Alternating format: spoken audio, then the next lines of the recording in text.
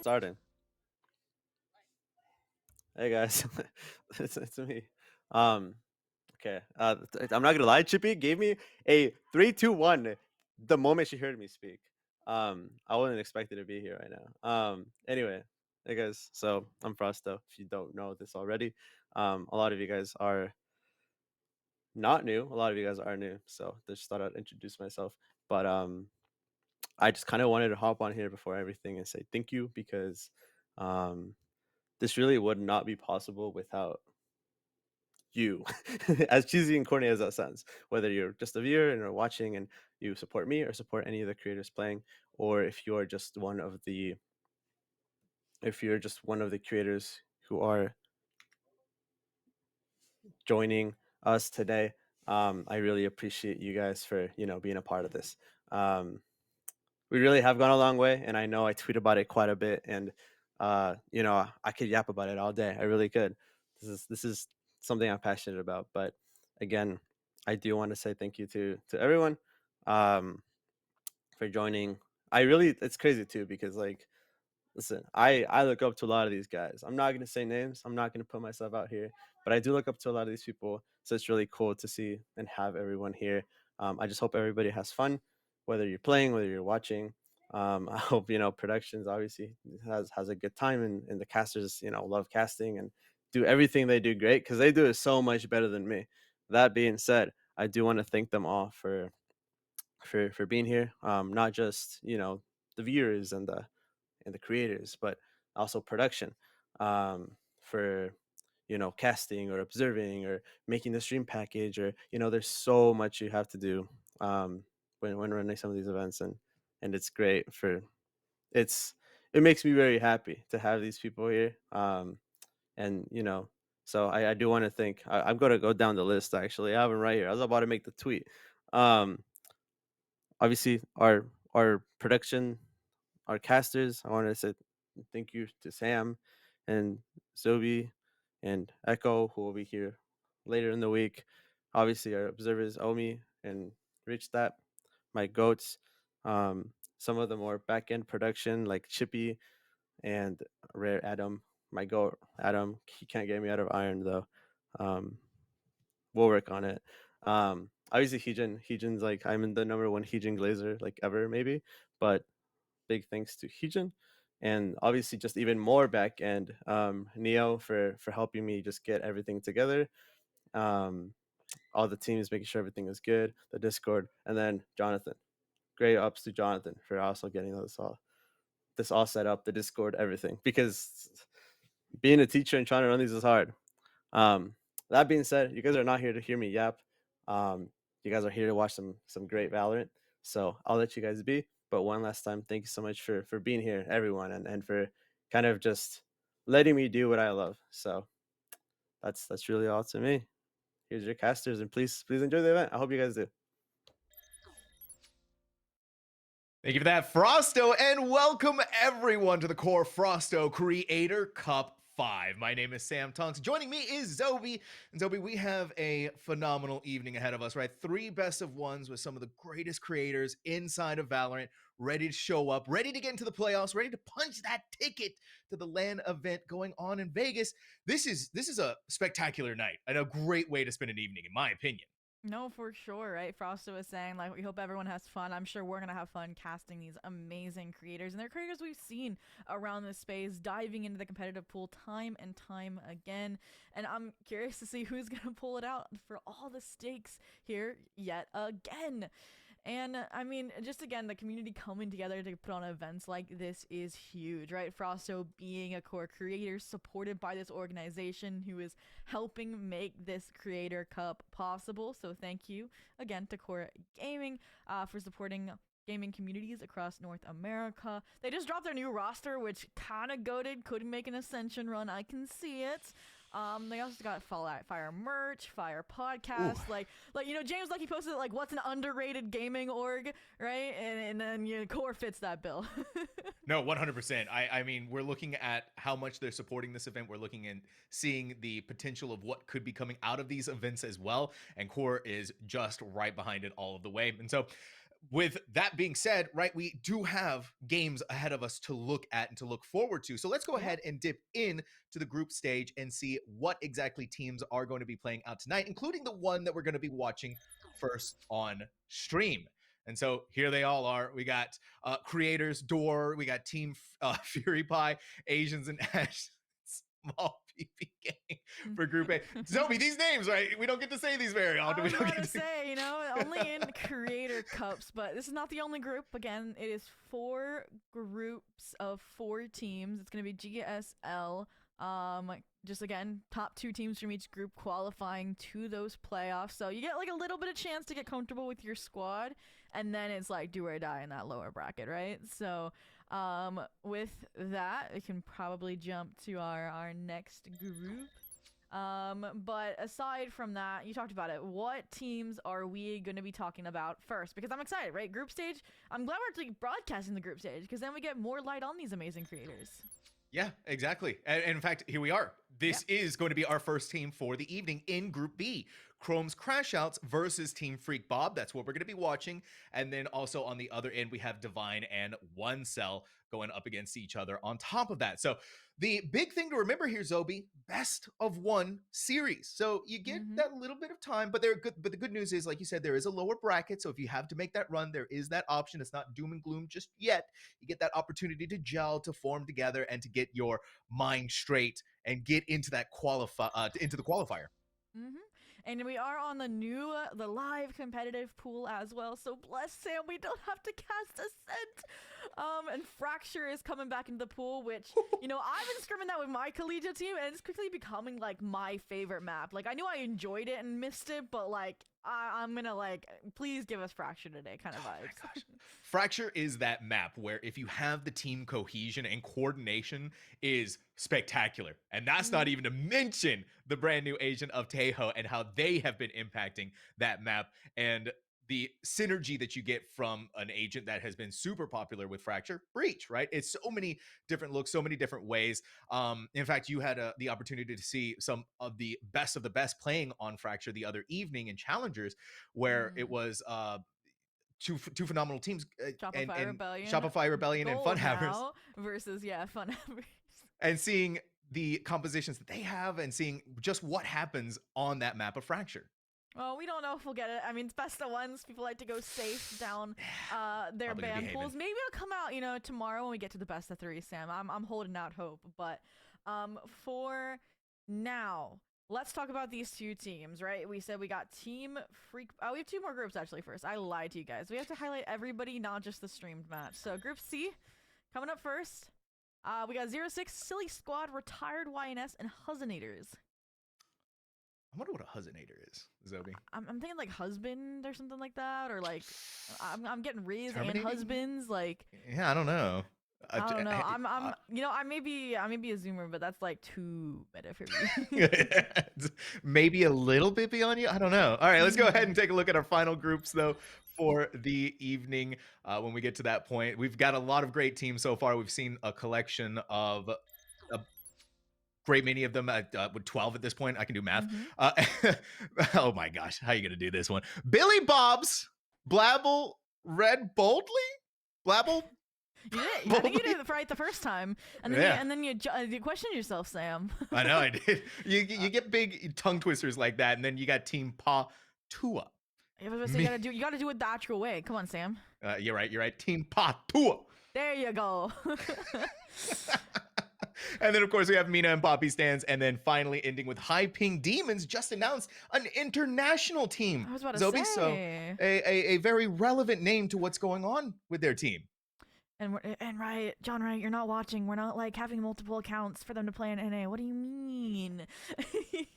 But I'm excited to see that team in particular because you know, you don't get to have that kind of action every day, other than maybe some of those creator events where we get the EU players on like together in the servers in the customs. So curious to see how that's gonna work out for those squads and if the high ping really has an effect or not. Yeah, we'll find out. All I know is that whenever I switch my servers to somewhere across the country, and every time I get killed in a game, I'm just like, yeah, it's the high ping. It wasn't my fault. Oh, of course. So yeah, of course. So high ping it is. We'll see how they do later on in the evening. But of course, it is Team Freakout versus Chrome's Crash Out is going to be our first map, first game of the evening. And of course, we only get that one map that we're going to look at here. And so I believe our picks and bans are going to become being up very soon. In fact, right now. So based on Zobi, Aww. Bro, no they fracture. brand out all the spicy maps first. And I mean, okay, at least we're left with Bind and not like Haven, you know? So Yeah. shout out to you. I guess it'd be Chrome's Crash Outs that kind of like got the final pick between Haven and Bind.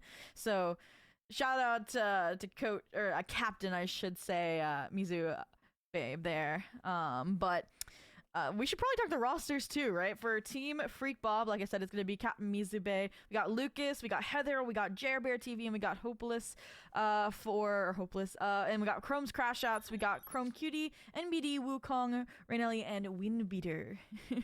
I mean, I'm excited to see how they do and how they are going to perform on the map of Bind. Again, another map where with that team coordination, with that team cohesion, we're going to be looking and seeing how they decide to morph and form themselves. We get a good idea of what things look like in tier 1, tier 2, even tier 3 of Asian composition. But now that we're stepping foot, right, Zobi, into the Creator Cup, sky's the limits for what we can see. I mean, we could be running into the double duelist. We could be getting triple controller. I don't know. It's all kinds of fun. You're not really like playing into any sort of meta. You're not really playing into set compositions. You're playing what your creators are the most strong on, and you're gonna see some one tricks. It's bound to happen. I know we got 10-minute in here, so we'll see that later on, I'm sure. In the final.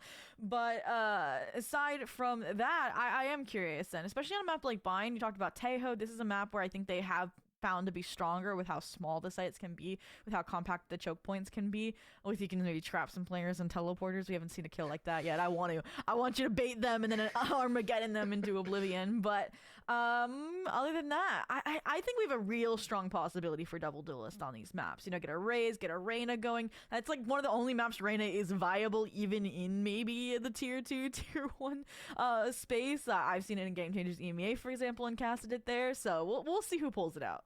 I mean, I'd love to see Reyna on Bind, and I'd love to have it for our game number 1 of the evening. It's so much fun to watch a good Reyna to be able to do their, I guess destruction is the only word that we can use for that. It's also fun on the other end to see the Reynas kind of, if they aren't able to get the wheels rolling, how that also impacts the team, right? Reyna needs to be in the hands of someone who is able to get those frags, who is able to make that impact over and over again. And so when we don't really have an idea of what things are going to be looking like, we don't have much data to run on with Team Freakout or Chrome's Crash Out. This is where, again, you're wondering, you got a bunch of question marks over your head. And that's also what makes the events like the Creator Cup so exciting, is what is going to happen? Where are we going to go with this? And for sure, and we're gonna know early on, then it'll probably just like keep coming up, right, into the playoffs and in their consistent matches. So you know, once the cat's out of the bag, then you may lose that surprise element. But for now, I'm excited as well, because you talked about, right, okay, if we're running double duelists, we're running a Reyna, you have to have your best players on those agents, and that's what's cool about events like this as well, is it's a mixed rank requirement, right? There was like a whole like plethora of like looking for player posts where it's like, hey, we're forming a team for Frausto Creator Cup, are you in? We need a silver, we need a plat, we need a diamond. I know at one point when I wasn't gonna be casting this, I was almost pulled in for a team. Our observer, our producer, almost everybody here was trying to get pulled in for a team. And I even know that there's a team that has like a Valcaster, has like a tournament organizer from Project Alliance. So like it's definitely like people from all walks of esports and content creation. So that's what I love about events like these. Oh, absolutely. It's fun to be able to get a broader look at the Valorant community outside of the esports scene, outside of the best, and see the talent that we have going on across the rest of the game, the bread and butter, I would say, of Valorant outside of esports, the people who help breathe life into this game when, you know, VCTs are off season, or when Challengers is done, or when Game Changers is done. It's the creators who come out, show up in force, and are ready to play their hearts out. And that's not even mentioned, like, right, the looming behemoth, the Goliath that's happening later on in the year with the Las Vegas LAN going on as well. A Creator Cup dedicated to that. That's so, it's something that's just so exciting to have in Valorant. But now We get into Agent Select, and finally we get all of our answers questioned. And this is unprecedented. I love what we're seeing here. Okay. No Reynas, but I think this is better, right? You get your Clove, you get your Tejos. I think those were the spicier picks I was expecting aside from a Reyna on this map in particular. The Sage versus the Deadlock. Neither one really gonna have the strongest flank watch, so I'm curious to see who that kind of lurk player is going to be to tie down that side of the map when you're on the attack. But I think they're both gonna work in pretty similar ways. So I'm definitely curious to see who's on those sentinels. That's where my eyes are drawn to, especially when the rest of the composition is fairly similar, you know, minus the Fade versus the Sky. But aside from that, I mean, I think these teams are on about equal footing in my mind in terms of firepower and how well-rounded the comps are. Yeah, I'm digging though for me, I'm feeling like the Deadlock just pushes a little bit ahead of Sage, for sure. I mean, with some of the things that we've been seeing, especially Sage is capable of in the right hands, it's again she got buffed, right? She got that extra quicker health regen on herself, as well as more health. I believe it. On top of it. So they buffed it back to 60 HP, and they also brought the resurrection down in ultimate points. So it's like a trade-off, right? Annihilation, extra oomph versus a resurrection on your top player. We'll have to see. And we're already into the action. Already a mini faked trap play off of these guided salvos as well. So that's nice to see. Absolutely. You're gonna have the spider drone waltz its way in. Lucas is, ooh, this is a bold maneuver, right? You're on the other side of the smoke. They're jumping right on top of your head. They don't know that you're in there. Lucas, can you get out? No, it's going to be meeting your death by the satchel charge of all things. Now we're looking inside of Lamps where you stunned out. You aren't going to go much further than that except for poking and prodding. But the spike is going to be planted and things aren't looking good. Your Chrome's crash outs, but maybe, just maybe, this raise can bring things back into contention. Yeah, we talked about it. They have to be leading the charge, and it's actually Battle Sage Windbeater to the rescue, right? The shield and the sword looking for these frags. They're the first point of contact past this ruse, and even then, the remaining players for Chrome's Crash Out are wary of swinging out. And now they've even set up a crossfire here off of the barrier wall. All right, this is good, though. What looked like things were falling apart is coming back for Chrome's Crash House, but they are running against the time, and there it is, the Tejo, the missiles coming in to delay for as long as possible. Time running out, hope running out. You're getting run down by the knife in round number 1. What is this, Team Freak Bob? And that's the one thing we didn't mention, right? It's gonna get a little silly. You're gonna get knife kills. You're gonna get creators trying to go for the clips, right? They're gonna take this not seriously, even if there's a prize pool, even if there's a land trip ticket on the line. And that's what we love to see, is they're here for fun. They're here for entertainment. And we have gotten that right out the gate here, Sam. So, all right, I liked it. I think, again, we talked about it. Lucas falling early, losing their life. They overwhelmed the site because, again, your Deadlock wasn't really there, was playing retake, and now weapons in hand. Weapons in hand. Gotta try and beat out the anti-eco. Things aren't looking too different here for Team Freak Bob. They still want to make this A site theirs once more. I have Clove, Chrome, QT just pushing in. You're alone. Not a care in the world, but it's like you said, you're by yourself. You're alone. You don't have the team to support you. MBD, they're fighting hard. It's a double kill for them. And that, wait, but Hope, not only just Hope, it's a double flank. Now the players on site have to play as distraction, right? And I said it, neither of these comps have flank watch, but the cat or the hunt is out of the bag. They know, and the shots are going awry, Sam. Wait, an NBD ace. Wonderland's gonna put that to rest, but how much more can they do? Just one more shot. The difference between a round loss and a round won, but for Team Freak Bob, that was by the skin of their teeth winning that round. Well, for sure. So the economy, the bonus, gonna be messy. Maybe even contemplating with a force up here. Again, they don't follow the natural rules of Valorant. They don't follow your economic stability. And that's exactly what we're seeing, right? The judge handed off. I was gonna say, somebody's reeling them in. They're like, guys, don't force the Vandals. Don't force those Spectres. But Windbeater saying, nah, I'm the Battle Sage, guys. But aside from that, we talked about it, the flank being left open, a major vulnerability, but the speed in which Chrome's crash outs gathered, grouped to address it is what saved them there, right? Team Freak Bob did. So huge kudos to them. It keeps them up 2-0 here as they go for, again, a exec. Yeah, just get in there, overwhelm the Vandals, overwhelm the superior firepower if you can, but Chrome's Crash Outs, they're being very patient, right? They're not engaging any more than they need to, knowing how valuable the weaponry they have in their hands. Chrome QT walks in, but that's a clean sheriff shot from Milinia. Quick flashbang out from MBD. Spike planted, though. It's the 4v4. The patience here from Chrome's Crash Out, flushing out that utility, right? Sky's guiding lights no longer generating. MBD doesn't have a gun to give away, so they're the one trying to act forward. But speaking of forward, Lanyard also tried and died. Now Heather, okay. Yeah, it's a valuable nightfall that just came in too, right? All 3 members caught inside of there. 1 to go. You just got to get rid of them, and you're doing a judge. Meanwhile, you're inside of the smoke, going for the defuse. That classic outranged by the Jer Bear, 4K. And there we have it, the Chrome's Crash Outs first round. Yes, and apologize to you there. The Sen Classic cannot save you from Jer Bear. Really clean there. Again, just kind of forcing their hands with utility. We talked about the duelist being the leading force on your team, and Jer Bear starting to fit that bill here. First round on the board when rifles were in hand, and this is what I mentioned, kind of that haphazard buy results in for Team Freakbob is this round should have been full rifles, right? Instead, they have, you know, some light shields, they have some regen shields, and they have some specters, and that's gonna make the longevity of this map dangerous. I am liking the difference in strategy from Chrome's Crash Out, right? Fighting inside of showers, but Jer Bear can't see anything. NBD, a monster in their own right, looking for the third one, but Lucas, they know how to put things back into the face of their opponents. It's still, though, Chrome's Crash Outs on the back foot with Team Freakbob planting the spike. And Jer Bear takes one for the team there, right? They destroyed all of those Seekers in the aftermath, so their teammates stayed in the dark. Lucas stayed in the dark, got the refrags, but like you mentioned, still not enough for the advantage. The 2v3 retake, the Sage Res online as well. We'll see how they navigate this, especially with the barrier wall, especially with no info on U-Haul. I mean, Prowler's a great way to start. It is, but you're still having to punch through that wall. You can really go inside of Lamps to take your fight, and they know exactly where you're coming. Slowed down by Tejo Mollies. This is near impossible for the remaining members of Chrome's Crash Out. Fast swing from Hope, but Hope is a dime a dozen right now. Wonderland making the executive call. Try to save that weapon. Gonna be able to.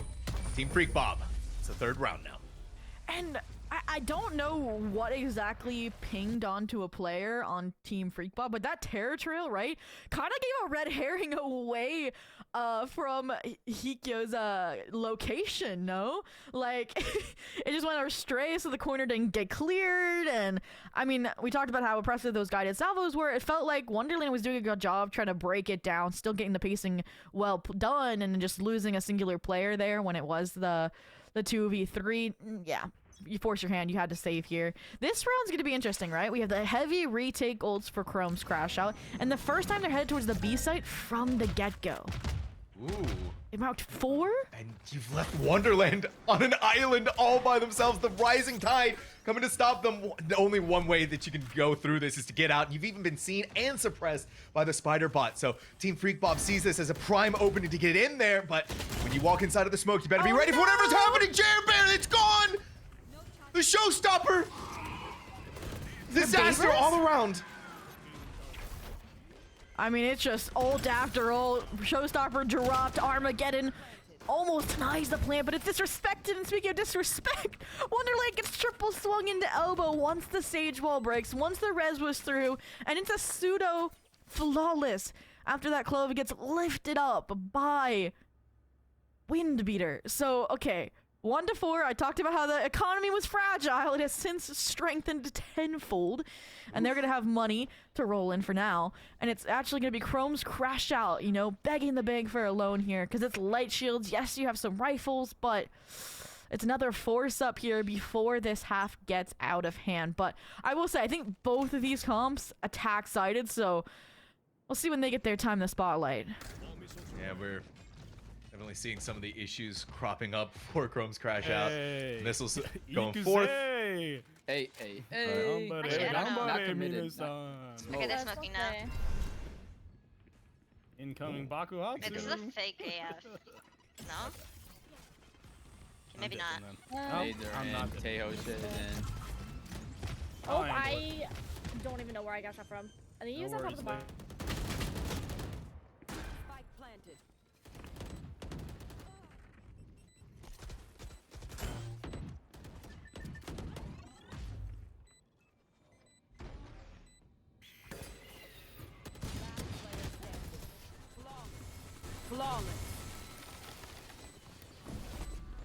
All right.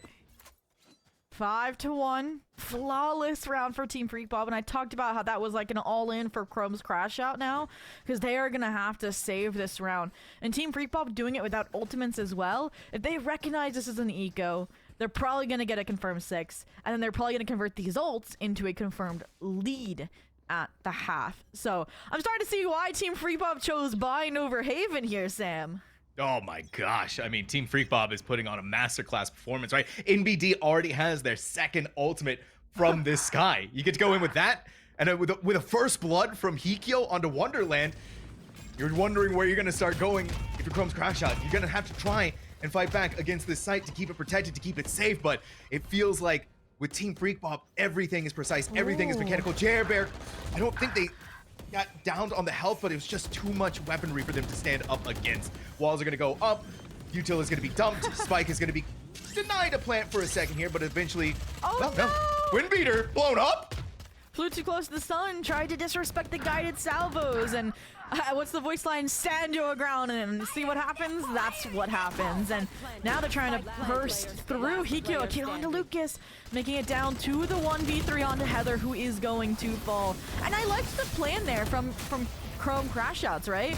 You mentioned Jerbear, right? They were swinging purely off the sonic sensors from Hope, right? They were set up beautifully for that contact. They swing, they get theirs. It was that metal that came out from their clove that really messed with everything.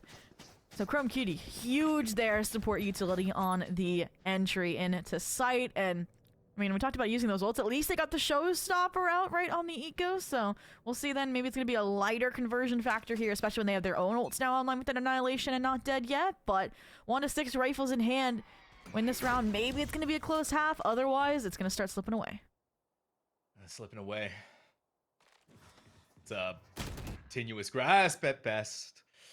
Ooh, playing with fire there. Get a little burn. Luke is still alive. That's a good net that they're in. Wide swing. Sees massive fruition for this Taeho. And getting rid of a massive roadblock in NBD. They're still seeing the Team Freak Bob poke into Hookah. Oh, Alenia, you're not clearing your corners, my friend. You forgot one valuable piece of information. And now we're looking at Chrome's Crash Outs in the best possible position they could be in. And what has been, what, 5 rounds in a row now? 4 rounds? Yeah, I think Chrome's Crash Out was trying to buy into the factor, okay, they've been never rotating. They've been kind of like mass hitting A, then mass hitting B. And you saw that, right? 3 players starting on B. The rotation to have a 4th. They took care of the lower player. They're like, okay, the last thing they're going to do is today. But with the cancellation of all noise, they've redistributed, trusted on the sonic sensors over towards B. So they stack over towards A. And it's going to be the right call here, Jerbear. Are you going to get the confirmation? 30 seconds left. We're running out of time. 30 seconds left to go. Just under. In comes the first of the smokes. Paint shell over the top. Gotta be careful with what's happening inside of Lamp.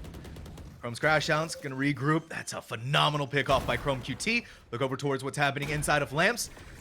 And now, the numbers are back in the favor of Team Freak Bob unless they can save their clove. It's just being reeled in. Goodbye! My dear friend, now down to the 3v2, but they want to bring them back. They want to bring them back to life. How far can you go with this? Down to the 1v2 Hikyo, full on health, back in with the paint shells. Over the top, you've gotten rid of them, but now guess what? Another clove has brought themselves back to life. You're inside of showers, you're being run down by the 2 of them. No! Just play and hold your ground for the ace clutch and giving Team Freak Bob the 7th round won.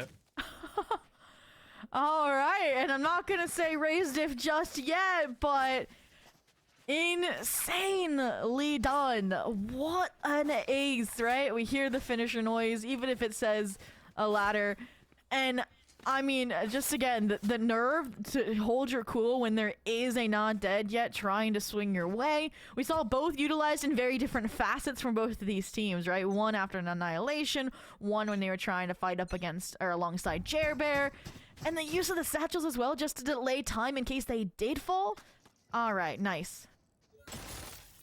I'm also digging this idea from Team Freak Bob. You're just defaulting across the map. You're 2 all the way over at B-Long, 3 going inside of showers, and you're trying to fake out Chrome's Crash Outs as much as you possibly can, right? Try to draw the rotation, but they're not falling into that. They're not biting that bait just yet. No, we're on the other side of the smoke. I do fear for Wonderland and what might happen here. Oh my god, the collapse sheriff shot may have just changed the entire dynamic of this round, Zobi. Windbeater, you gotta get out of there. I know you're one off from the res, but you're fighting into a judge at half HP. Heather looking to finish the job, but now they know, right? They're heavy footing, or they were trying to, into the B site, but they didn't even get past the sensors. They don't even have the spike. They gotta hope for heroics. They gotta hope for the TP play. At least they took out Lucas, who overheated there just a bit, but still a 2v4. Still, he got the Nightfall if things go awry. And Heather wasn't cleared out by these guided salvos. The Haunt preeminent here, just a delay. Oh, beautiful special delivery. Fully stunned, but again, it's heroics. The ace from Team Freak Bob's returned in kind with the 4K thrifty from Wonderland. And 2-7, they are not done yet. Yeah, the most important part about that, right, is Chrome's crash out is no longer steering off the cliff. And you really got to admire Wonderland for how much they were able to do for their team in this instance, right? You go from 5-6 to 9-6, all inside of showers. And Team Freak Bob wanted to try something different, right? You split the team all across in different places, and you isolated, you segmented yourself where your strength so far has been keeping yourself together as a team. And we're seeing that change here, right? 3 going up through A main, 2 inside of showers. Wonderland on an island. We've kind of seen this be a big pivot point for Chrome's crash outs, right? They fall early, the round goes towards Freak Bobs, and that's exactly what has happened here. Beautiful joint exec here, right? Seekers take shower space. You have, you know, an Ellie take a short space. The counter of the Armageddon disrespected as well. The players just disengaged because Spike was planted for main. And I mean, whoa, somehow Chrome's crash outs, they're coming out on top. The res online, can the wall hold on long enough for them to push through? I don't think so. I don't think so either. Oh my gosh. Zobi, Wow. this is for Chrome's crash out is been a we're looking at them making the changes on the fly. We're looking at them getting more comfortable, I think, with their team dynamic and their team cohesion. And the way that they're fighting back against Team Freak Bob has been massive, right? This team, Freak Bob got the first blood onto Chrome's crash outs, where usually when that happens, at least that round win for them here. Now they're pushing a little too far forward. They're pushing a little too far out instead of playing with the sage, around the sage wall. And that's starting to cost them in these 1v1s where crash outs is getting to that next step. And so now we're going to take a listen in on Chrome's crash outs and see if this round is going to be the turning point for this team to get their head in the game. That's fast, that's fast, that's fast. Just push up showers, to kill. Alright, everybody go up showers now. Yeah, go showers. Can you drop smokes like this? Oh, Sorry. I'm gonna flash us out. To the left. Take backside, let's To the take left. backside, take backside. I'm flashing out. I think backside. Hold spawn together. Hold spawn together. I'm gonna fight U-Haul. One heaven. Heaven on me, 40. Nice. Last one is flank. They go showers flank if I win. Let Chrome get the kill for ults. Bob. Oh, that's good enough. That's perfect. Okay. That's my bad. With Chrome only one. Okay. Wow. And clearly, right, there was a very dominant voice in that team, right? IGLing, calling around what was a really clean trap play, right? As well over towards a short. And then the pivot as well into showers. Like, I could be mistaken, but I feel like that was actually a Team Freak Bob listening, no? That's what I'm thinking too. Yeah. With the way, right, they're talking about popping the flash outside they're of like, showers. okay, they're going heavy, really. Yeah, okay, cool. But either way, like, that's showing why they're up 8-3, right? That like sounded like a really constructed team that's locked in for this 1K prize, but locked in for that land ticket. Not a bunch of ragtag creators come together to have some fun. No, you got having someone wrangle together the team like that is massive. And now we're seeing if maybe there could be more massive plays, but Chrome's crash out is going to be the first one to do that. Lucas wanted to dip back in for another opportunity outside of Puka. But Hikyo has just been disgustingly strong when it comes to taking these fights and these engagements, and that is starting to look even more so. Wonderland pops the Nightfall, but how much more can you do in a 1v3 with every single player eyeing you down, ready to take the fight here? The wall comes up, Wonderland manages to get a shot up, but there's a small gap in the wall they can walk through. This is still within the realm of possibility for Wonderland. Wonderland. Trying to get this round through. Again, I mentioned if they're live in the late stage, they've stepped up the game prior. Still waiting. Here we go. A 1v2, the ruse, the support from the grave of their clove, but again, this is what's so difficult, the Tejo, right? Both post-plan and info. Perfect and lethal combination for a 9-3 curse to be sprung. And guys, we gotta clarify, right? Chrome Cutie, they're not on Team Free Pop, they're on Team's Chrome's Crash Outs. So we flipped the script. It's Chrome's Crash Outs leading 9-3, and that's why it was in fact a listen with Chrome's Crash Outs. Listen, if you're a Chrome Crash Out fan, you know you went from Doom to Hopium, like Copium. And the stocks were falling and the stocks are rising through the roof now. Chrome's Crash Out, that is a phenomenal first half though, right? 9-3, Hikyo 17-6. This Raze is a dominant factor, that playmaker, and I'm sure who is the. It's either them or the Sky being that IGL shot caller for the team. But regardless of whatever we have going on, Chrome's Crash Outs really showed out in force. And now it's up to Team Freak Bob. Again, we're talking about a team that is centered on the assault, on the attack. It's going to have to be theirs to make that happen. Otherwise, we're looking at a quick line map. Well, I mean, I like the hookah stack, right? Nobody even being left to clear it out here, so could be a huge gap in this exec if uncleared here. I'm hoping they take site and then fight into hookah, but if they don't, it's going to be a really clean pinch play. And the timing here is everything, right? The Raze was aware of it, kind of waited for the jump out, nothing comes. So they're going to get the wrap through long almost immediately. And again, nobody is watching it here. Yeah. Wall, gonna delay, but for how long?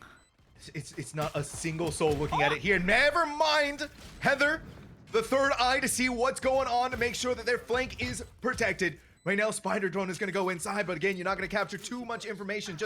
And never mind, you're going to catch two on the backside of that. Jer Bear, unawares, unseen, unknowing of where everything is happening. Right now, the lone wolf,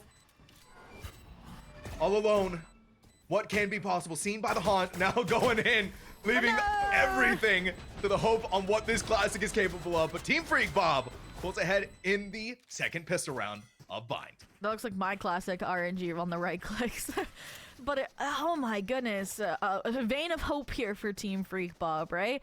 And I was so concerned, right, about that presence in hookah, about the rewrap, and I think it really was like, yes, we saw Heather take one for the team falling from Cubby, but then the rest of the team was able to adjust around it, right? Take deeper space there. And I think also just the deadlock wall in CT gave them that freedom to flex around the site as much as possible. And you know what? Another prerequisite is for a 9-3 curse coming true, a heavy force up, a heavy conversion rate in your second. And that's exactly what we're doing here. Rifles, Guardians aplenty, a little pop play from NBD, but it gets weeded out. And it looks like it's just green means a go here. The 4v5 retake gonna have to unfold, but again, you're down players, you're down weapons. Let's see how it goes. Oh. Hikyo stuck inside of the deadlock wall, has to take their fights. Heather close to death, but brought back into the fold with an overheal, keeping them going. Probably not gonna play too crazy going on for the rest of this, but Chrome's Crash Outs, whatever they were hoping for with the weapons they bought in hand, is just not going to be happening here. Team Freak Bob losing only one in the anti-eco, a massive victory for this team.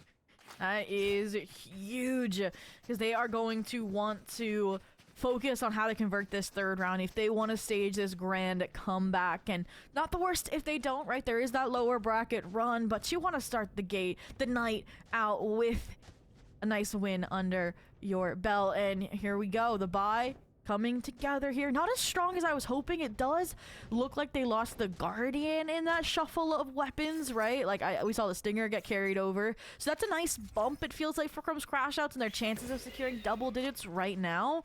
But let's see, they got good confirmation. They've learned how to adjust. This B site is reinforced by your Sage.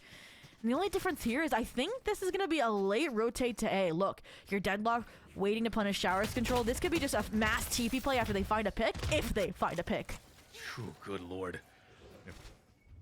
Taking a lot of damage if you're Jer Bear. Gonna make hitting that entry into the site that much more difficult.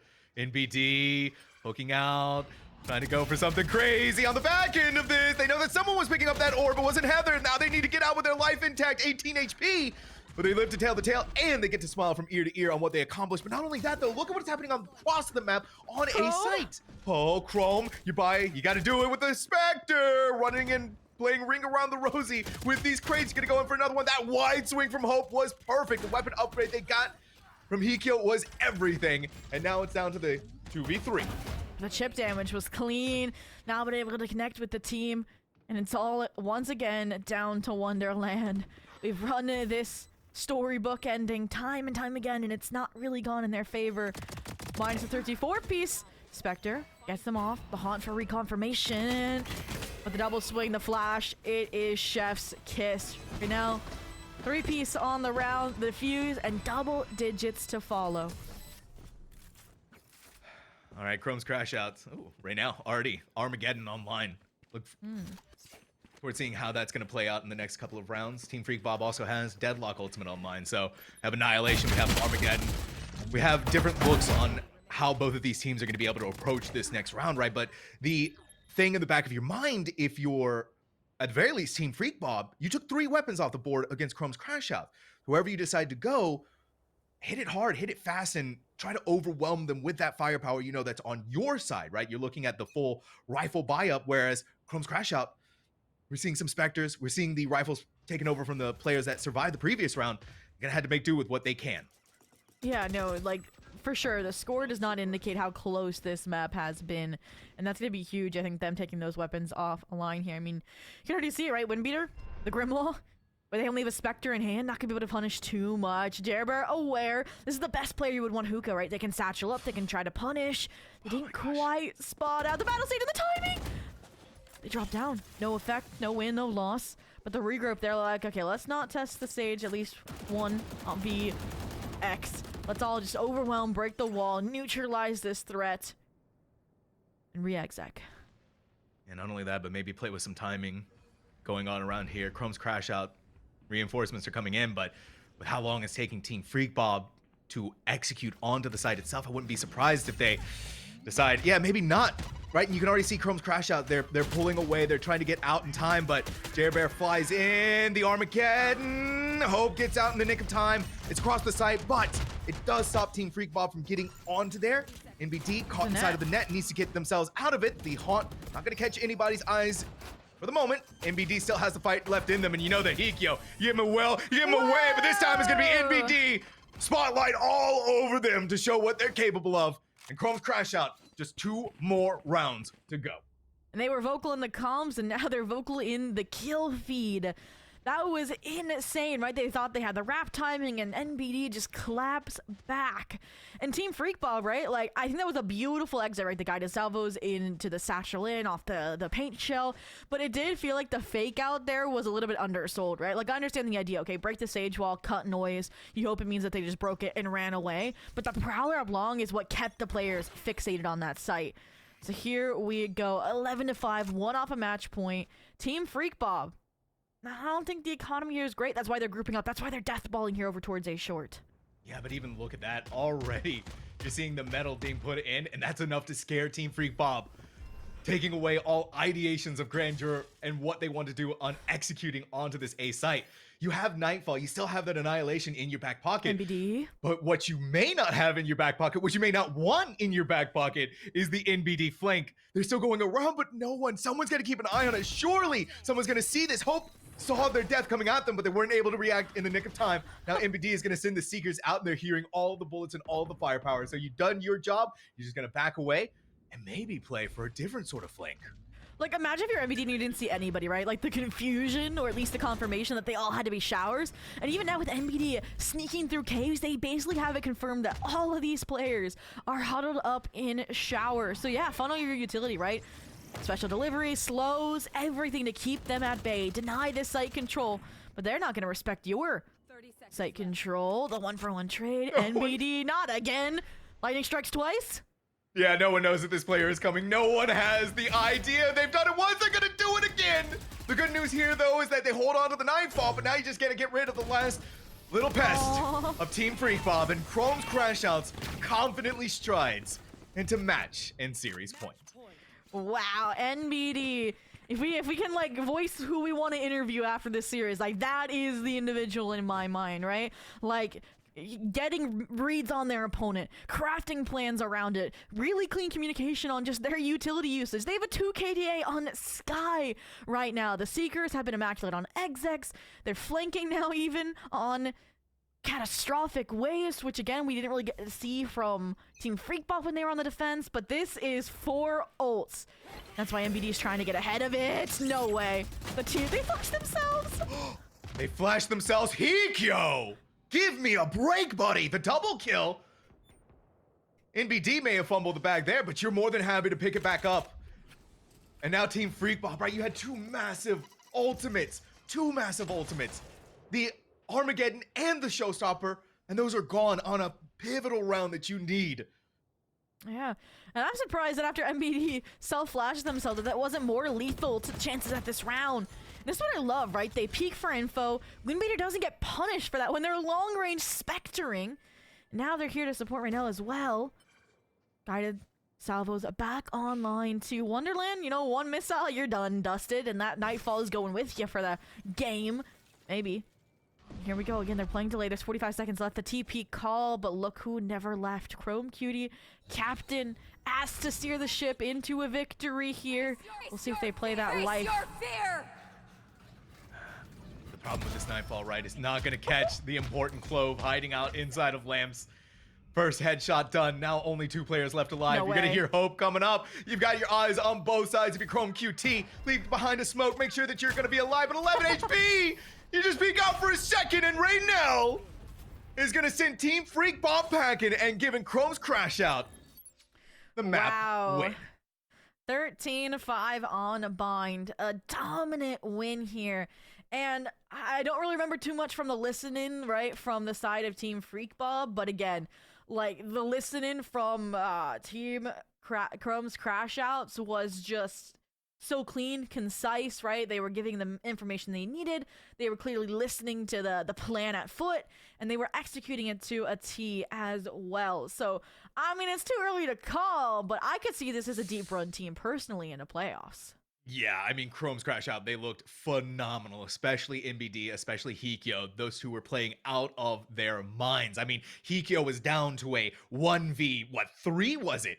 And they had to get the ace in order to win out the round, even with a Clove coming back up from the beyond. So this is, I think, yeah, like you said, it's a phenomenal showing. And I still want to give, you know, some of that credit to Team Freakbot, though, right? We saw some shining moments from them coming in their attacking half, and we even saw some of that happening in the defense. It just wasn't quite able to make it to that fruition where they were looking towards success. But Zobi, we do have some good news here. We're going to go to a short break and set things up for an interview with Chrome's crash out, so don't go anywhere. This isn't going to be something you want to miss.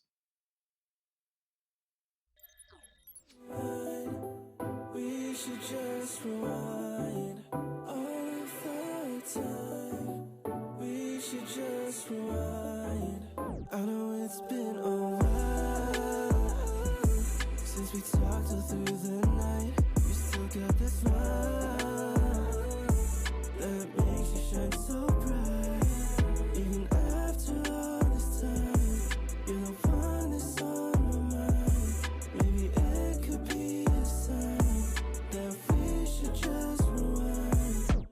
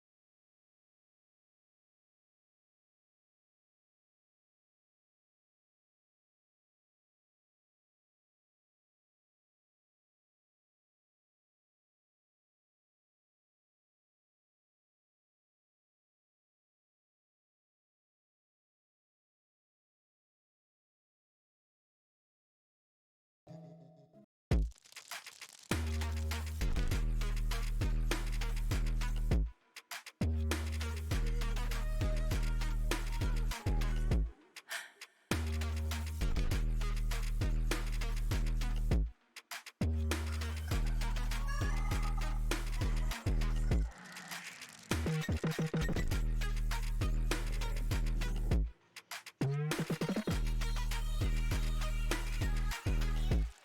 gonna happen? Artificial chlorine with the Bucky taking out two, playing so separated. Newly has no.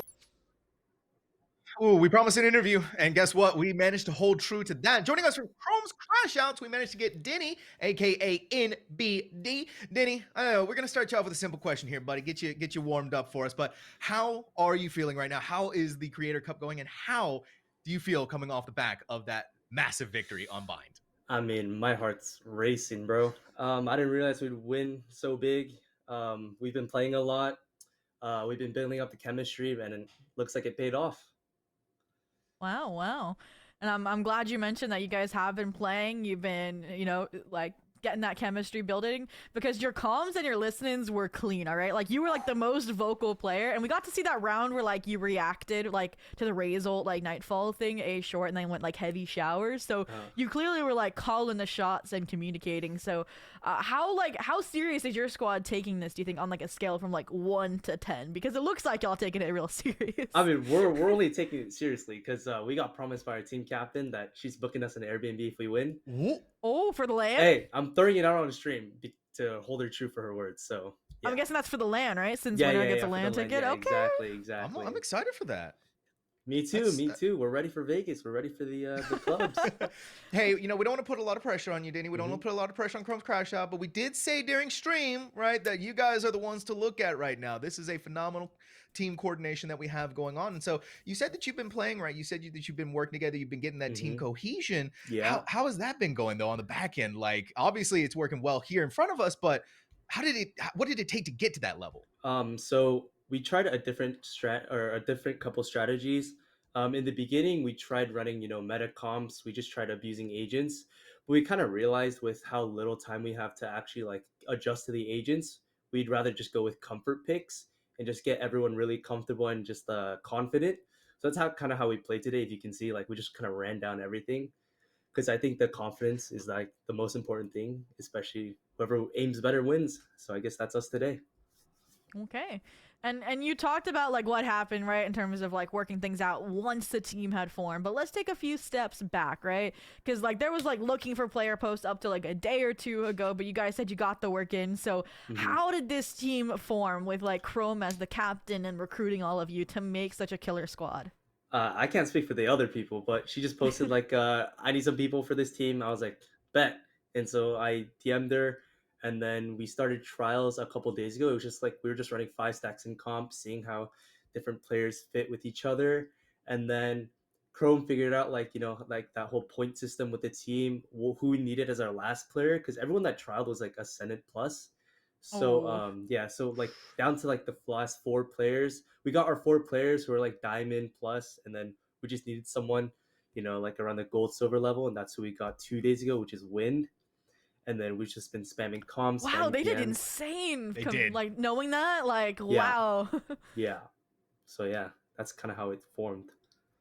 I mean, it's really fun to be able to see teams come together, especially at the last second, and perform the way that you guys have been doing, right? And then you just said that you're out there, you're spamming comp, you're getting that, you're all working together, and it just looks so clean today. I mean, out there on the field, you and Hikyo were, I mean, a dominating force, a dominating duo on that battlefield. And I mean, have you played with any of these people before? Nope. Today was my first game with Hikyo because he's one of our players couldn't make it, so that was Hikyo's first game, or that was my first game with him. Yeah. Wow. Well, I think the system that you guys put in place shows it worked. You have a good squad. You have a tight squad. Is there anything you want to say to the opponents that you're going to be going up against, like for the last stage of this group, or if you win, or into playoffs? All I'm gonna say is we're just gonna go for knives. We got our knife game for the first one in the pistol. We're going for our second one, and we're just gonna run everybody down. We're just gonna WQ you guys down. There we go. You heard it here. Yes, Beware the knife. just W key it down. Just run it all down. Yeah. All right, Denny. Well, we really do thank you for your time and for coming to join us here on stream. Before we let you go, is there anybody that you would like to shout out? Shout out Chrome for putting together such an amazing team. I feel like she picked out the right players, and that's how we got our win today. And shout out Hikyo for being a super sub. even though one of our players couldn't make it today due to an emergency. And then shout out to Wind for just doing her job. I feel like she probably has the most pressure with her kind of being like coming back to the game recently. Oh. And then Rain, my initiator duo, we're just running it down, spamming util for everyone. So yeah. All right. Well, hey, again, Denny, thank you so much for joining us. We really had a blast talking to you. And I know Zobi and myself are going to be keeping an eye on how your team is going to be going throughout the rest of the tournament here at Creator Cup 5. So we are going to throw it to a small little break as we get set up for our next match. So don't go anywhere. Again, we have at least 2 more matchups that we have going on tonight. These best of ones are getting heated and heated as we continue to go on throughout them. So don't go anywhere. The action is going to come back.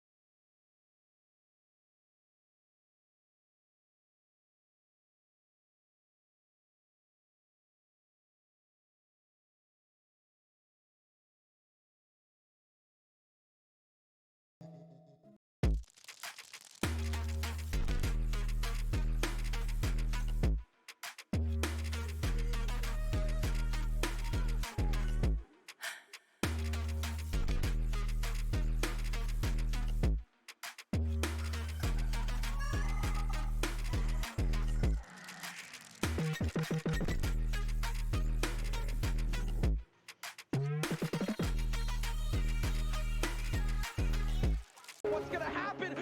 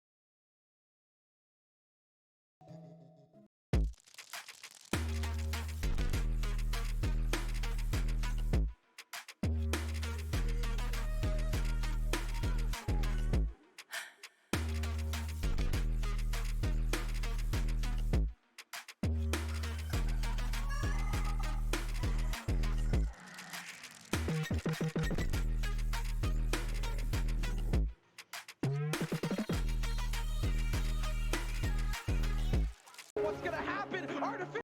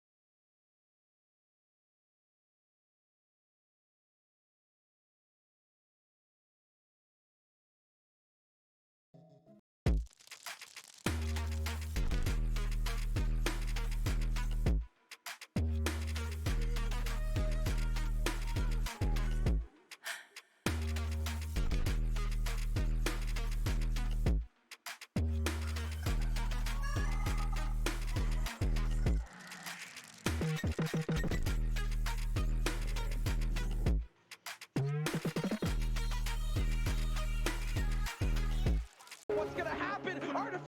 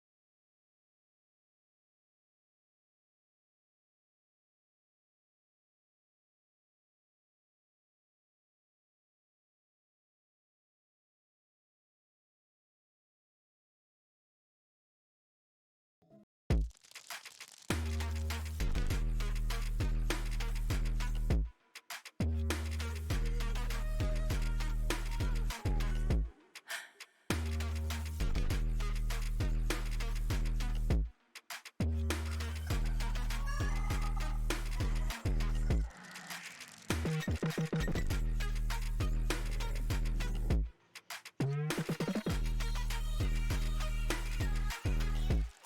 gonna happen? Artificial chlorine.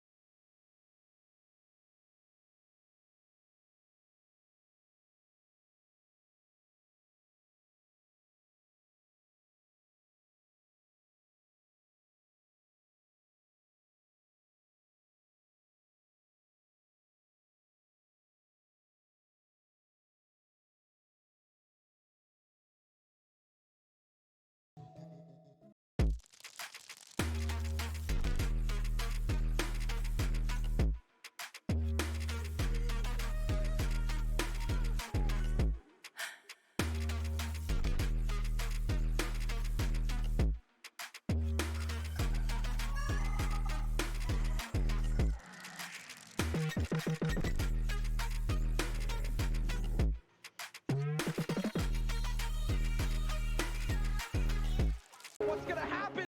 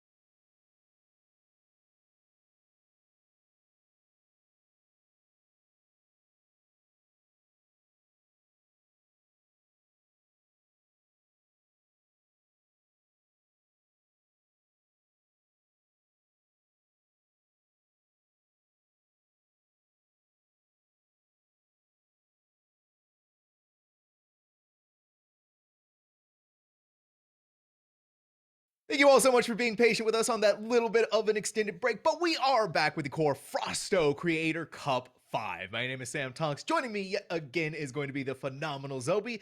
We saw an amazing first matchup that went 13-5, but now we continue our best of one series. This time we're dipping into our next teams, which are going to be Asians and Ash versus Team Fury Pie, Zobi.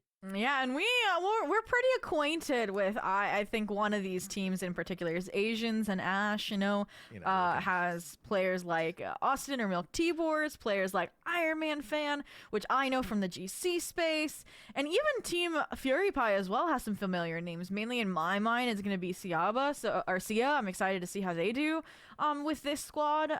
So I mean, this is elimination on the line now, Sam. Suddenly. Yeah, right. That's a big topic that we need to bring up. We're in the lower bracket, so one of these teams is being sent home, along with the hopes and dreams of being able to go to the Las Vegas LAN happening sometime later this year. So you think about what you're going to have to do to be able to gain victory. You think about what you're going to have to do to gain success in this best of one series. One of the best ways we could do that, Zobi, is by taking a look at the maps that are going to be coming up. We got our picks and bans set up and ready to go. We got bad news, though, Zobi. We got bad news. I hope you like Haven. It's better than a sense. I'll take it any time. Yeah, we're kind of having that consistent thread that the first four maps banned are the newer maps and the newest re-entering the pool. What do people have against Fracture, guys? Everyone wanted it to come back, and now nobody wants to play it. Anyways, is it best of one's too much pressure, I guess, for Fracture? I don't know. You know what? I think I agree with that. So again, hoping we'll see it tomorrow and Sunday. But also glad that they did choose Haven over Bind, so we didn't get like back-to-back Bind action. Also, I'm curious, coming on to Haven, are we going to get double duelists? We didn't get it. We got the double initiators, right, over on Bind in our last best of one. I'm curious to see if we're going to see the Austin Neon as well. I got to play with, we both got to play with that a lot in the creator event for the Tejo release. I think that could go hard in these lobbies, but aside from that, right, nobody wants to go out 0-2, right? So again, I know one of these teams is coming out of a really rough game, and we'll see if they can turn it back around. Yeah, speaking of that, Austin Dion, right? I got nightmares, right? I still dream about that running me down with a Bucky of all things. Listen, they have phenomenal aim and they have phenomenal tech on Neon, and we've seen that even though Neon is in their newly nerfed state, that they are a reckoning in the hands of the right player, and a reckoning in the hands of a person who knows what that agent is still capable of, even though they've been hobbled just a little bit. And yeah, I mean, we've seen the Neon ISO players out there, and that's been a lot of fun to have that on Haven, and I would love to get a look at the double duelist. But now that we're sort of in our second map, we're in our second series, or for both of these teams, the second game of the evening, we're hoping for more of that cohesion, right? We're hoping for more of that synergy being built up to help push them forward through the lower bracket. Like you said, no one wants to go home 2-0, or 0-2 rather. Someone, though, is going to have to suffer that loss. For both of these teams, a lot on that line. Yeah, and these two teams might not be like Chrome's Crash Outs, where they had a whole trial structure. They had multiple practices for team chemistry before today. For all we know, that was their first match together, right? Like the first game that was off stream for these two teams. So now that you're starting to gel with your squad, I definitely agree that the second map's going to be a lot smoother. You've maybe gotten some feedback in after map 1 about communication, about, okay, if we didn't like a composition, what are we going to switch up in terms of agents? But again, Haven as well. Again, it's a little bit, 3-site map, but it's the bread and butter of Valorant. So I feel like a lot of more people know some of the standard go-tos for this map compared to maps like Bind or the maps that have been banned out like Fracture and Abyss. So again, a little bit more clean cut here, and hopefully it'll show in the gameplay. Yeah, hopefully. And speaking of gameplay and speaking of amazing organizations, right? QoR has been a pivotal part of making this a reality. And so we do want to say a big thank you to them, right? Make sure to go check them out. Give them a follow on Twitter. It's at QoR Gaming, or rather X as well. And hey, Zobi, right? It's merch time, right? It's merch season, merch mania. A lot of brand new merch out there in the world. So make sure to go and check out QoR's as well. They also have a podcast. So if you're, need something to listen to, it's on Spotify, Apple, and YouTube, the QoR Cast. And of course, the LAN event coming up, because now we're going into agent select. So Yoru ISO. I mean, I think that is definitely a good duo. We get our Austin or Milk Tea boards on a duelist. It's not the Neon, but it is the next best mind game and shotgun machine.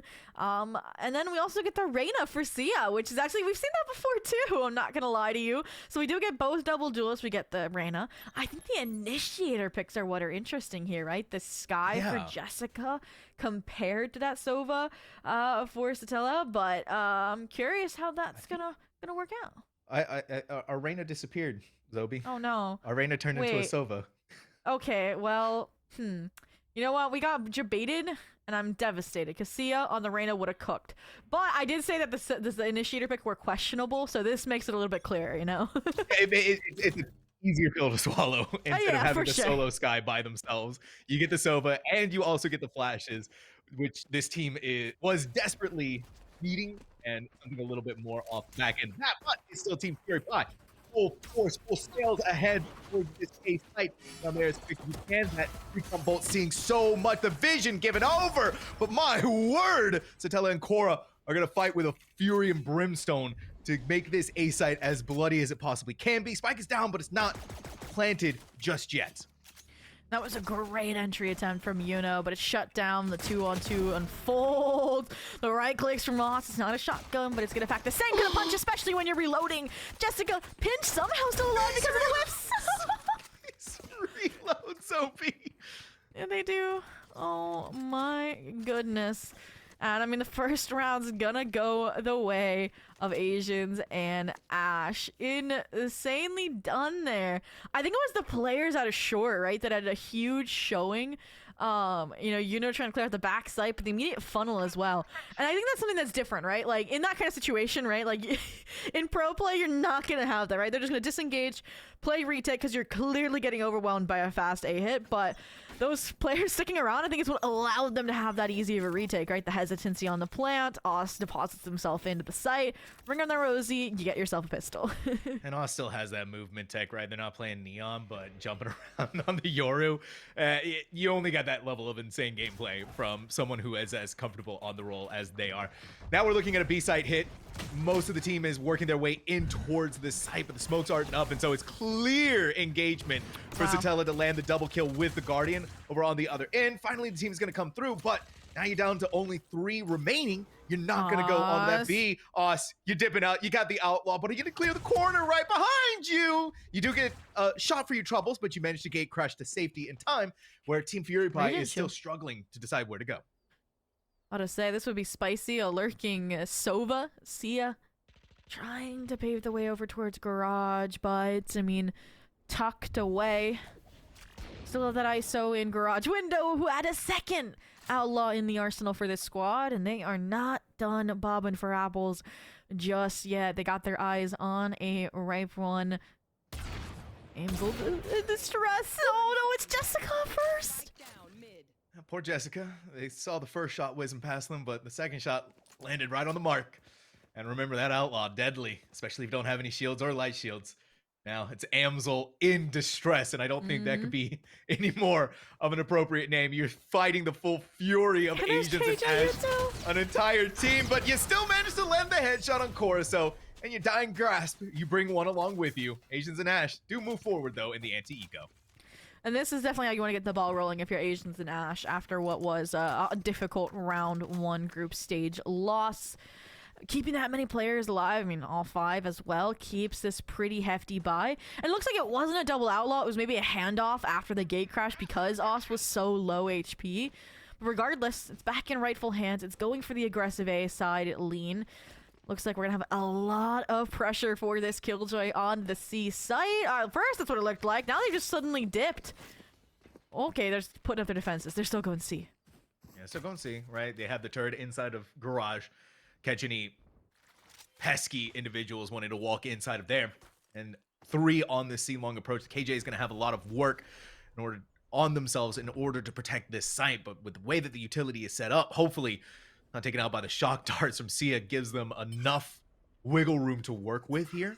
Orb is going to be picked up, but at one smoke, enough of a deterrent, enough of a determining factor for Team Fury Pie to just say, okay, all right, you know what? Let's look for greener pastures, greener fields. Let's somewhere across this map. Asians and Ash, they had the full rotate over, right? They had the read that something was happening on C. But now they're dispersing back out once again as well. They definitely have faked out Asians and Ash here, right? They didn't see anything off the dart. They didn't see anything off the angle over towards A long. They went for the gamble because it's an eco round, right? A bonus towards the C site. Reinforce your killjoy. And it seems like it's the double fake, but look who's trying to spoil it here. No way. This is insane. Oh, Cora, the shots, they're whiffing. They're not quite hitting where they need to go. And you may have dipped in for just a second too long, but now they know that this ISO is deposited somewhere in the flank. All eyes are going to have to be on making sure that happens. But Zobi, we're running out of time. We are 15 seconds, and this spike is nowhere near a site yet. It's finally going to go to C that is devoid of life. Asians and Ash are all there, all gone. They got rid of Amsel in distress, but now they need to get the spike diffused. That felt like a major lack of awareness on the map, right? The first swarm grenade gets destroyed. You hear that voice combo. I'm immediately popping the other. And look at where bomb was planted. They would have gotten enough time to push them off the plant. And now, I mean, look at how deep these players are deposited, right? Sia in garage. Yes, you have numbers, but you don't have the weapons for an optimal retake here. How do you play it out? A kill would be huge here for the gun upgrade. The corner not cleared. But a flick from Paolo. I can't believe that. It was tenuous at best, but now Asians and Ash, they're fighting back. They didn't have it. They didn't have the weapons on their side, but a couple of pickups here and there. And Team Fury Pie, they had the read. They had everything perfect. But it's just gone, like dust in the wind. Asians and Ash, bonus round theirs. Yeah. Paolo had no right winning that fight against Sia, right? Like, half clears the angle, Sia gets the jump, and still with a Spectre, they find the gun upgrade. And then as well, I think the Vandal from Cora did so much overtime to get that third on the board here. Beautiful conversion, and they also now have their kill contract online. So it's like, it's really funny, right? Cora and Oss is dynamic, right? Oss is the mind games, the trickery, and then Cora is the lethal dose, right? It's like a really funny combination that's just working. And speaking of jokes, it's not funny at all when there's an operator pushing down long and you can gate crash out to safety, and that's your Lurk Sentinel as well. Eliminated from the get-go. Yep, so now, if you're Team Fury Pie, you're gonna be that much more wary about what's coming up through the flank. This time around, though, Asians and Ash, you're just gonna see the Omen rushing on the side as fast as they can. They pull back in, keep themselves alive. But you saw a little bit going on there. You saw a little bit happening. And now Asians and Ash, they're fighting back yet again. No, excuse me, Oz! You're gonna be the flank with an operator? Oh, my word. Oh my goodness. I mean, why not, right? When you're feeling it, like we heard from Denny, we heard from MBD, like go for it, right? Get aggressive, get offensive. Especially when you have a double duelist, right? On a defensive Austin, what are you doing? You're up 4-0. Why are you taking time out? Someone like need to go need to go grab a cup of water, you know? Be like what is this timeout for? Yeah, I'm DMing Oss right now. I got question marks. Just you got to imagine what's running through the mind of the team, right? Maybe someone got a pizza delivered. They need a quick timeout. They need that 60 seconds. Oh, we're gonna listen on the timeout. So you know what? I'm down for it. Let's do it. Go for it.